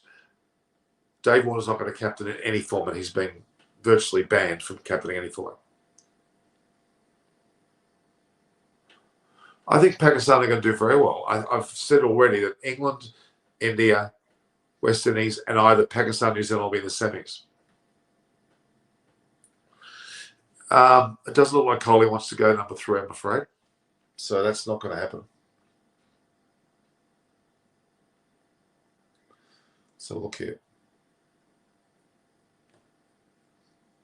All right, guys. Dumbledore's beard.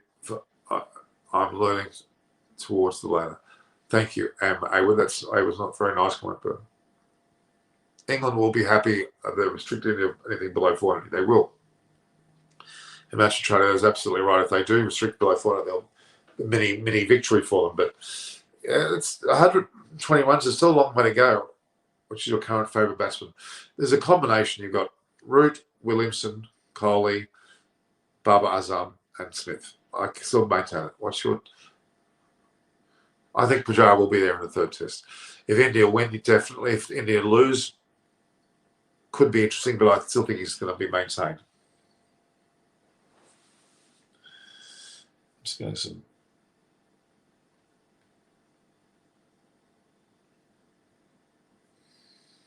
All right, just checking a few things, guys. Why is Mohamed Ali looking off colour? He doesn't look off colour. Really miss having Shubman Gill on this pitch, even though we've got a stunning pair.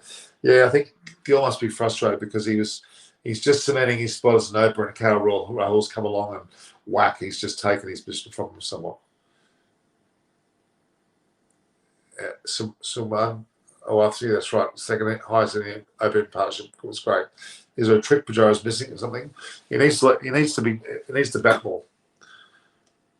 Yes, he certainly can be, but he won't be this series. He's injured, so yes, he can be.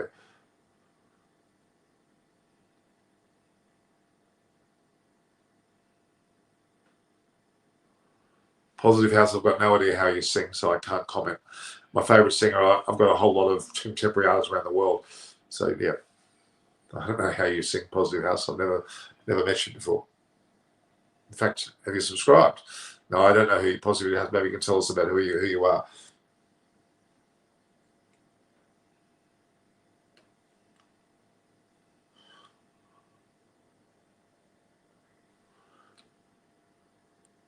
Why aren't you going to? Because I'm lazy. I'm lazy. And they're not saying I shouldn't.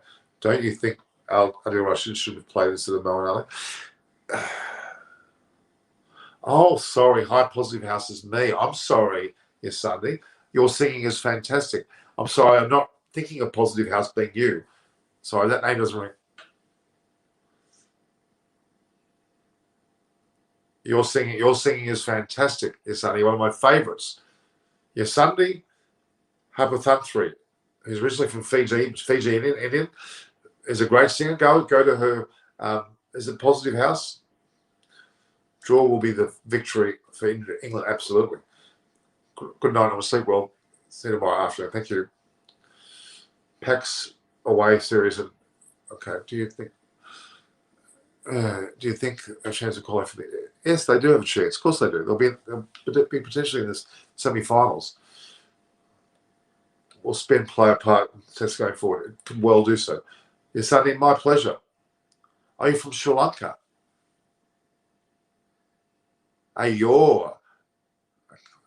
Singala katagana. Ane, pawane. Pisuga. I can speak Islamic from Sri Lanka. Sunday, I was actually married to a Sri Lankan for 15 years. So I speak Sinhala. Don't say that when your beard is still not as long as mine. Ah, well, someone will ask you, this is a contest now. You need to show me your beard, and otherwise I can't. Yeah, ättede. Yes, Sunday, ättede. Me, darling. What? Singala katagala. Singala katagala. Singala katagala. Tikak. Speak Sinhalese. Matapisu. Okay. But you're Sunday, you're Sri Lanka, which is what for England. Okay, fair enough. Bahamas Tutti. Okay. All right. Let's have a look here. 5 more minutes, guys. Then we're gonna end. All right. So you got 5 minutes. Just wanted to make sure if anyone's on this channel now and they haven't actually subscribed, then please subscribe.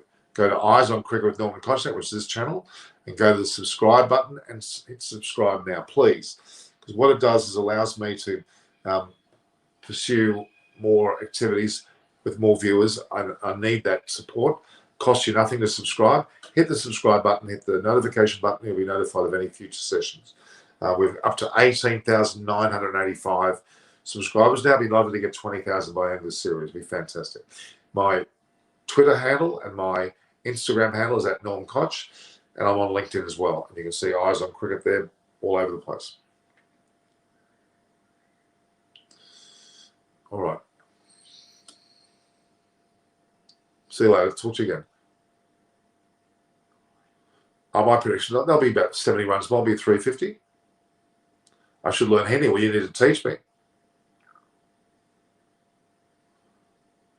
Yeah, they need to be able to. Rahul's there. Well, Rahul's there. They're in great form. Punts can also score. So we're looking at England in this series. It's 3 months away. Australia need to get their act together as well. I tell you, it's not just waiting for England to play well. Do you think India can win this in innings and runs? Oh, let's not get that carried away. Let's hope they win first. Thanks for the stream. Thank you. There are change hands of lockdown being removed in Australia, especially Sydney. Samantha, Ewan, Sydney. It looks like it's going to be here until the end of the year. Thank you.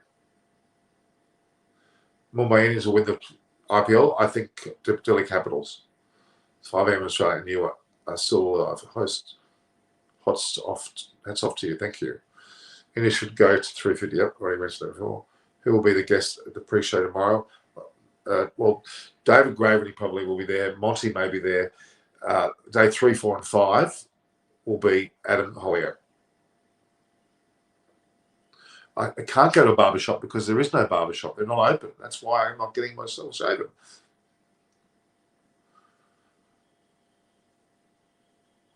Well, if it's going to be anyone, it's going to be Coley. That's the person who will be the one to do that, I'd say.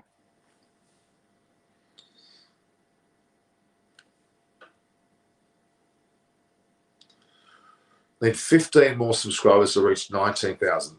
Come on, guys, share it around. Get your colleagues, your friends, your acquaintances.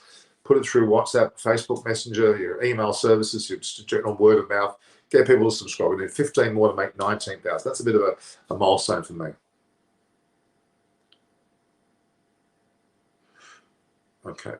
My cousin's sister is there. It means she won't be able to come to any of this year too. Unlikely. Thank you. Is Langer likely to be sacked? Yes. I'll probably give him the end of the Ashes series and that's it.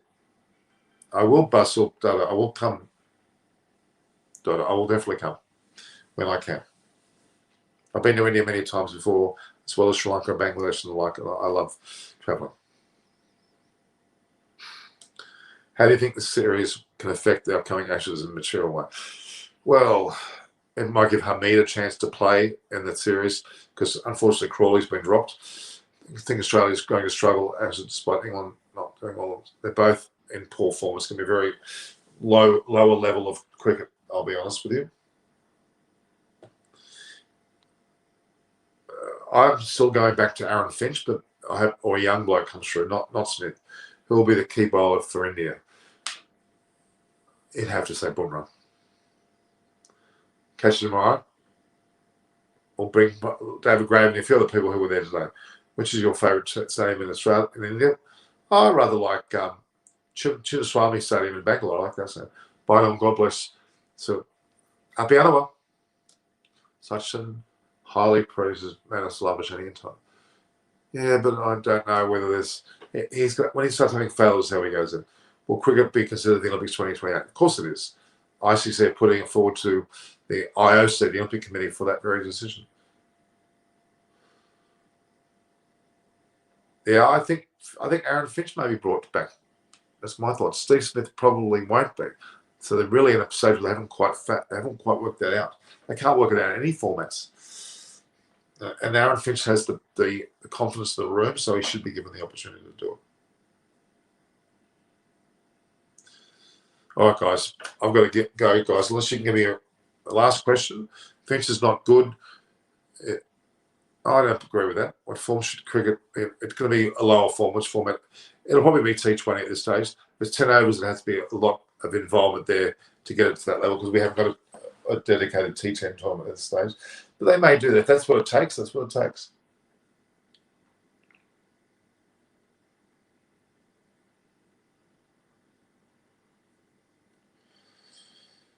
All right.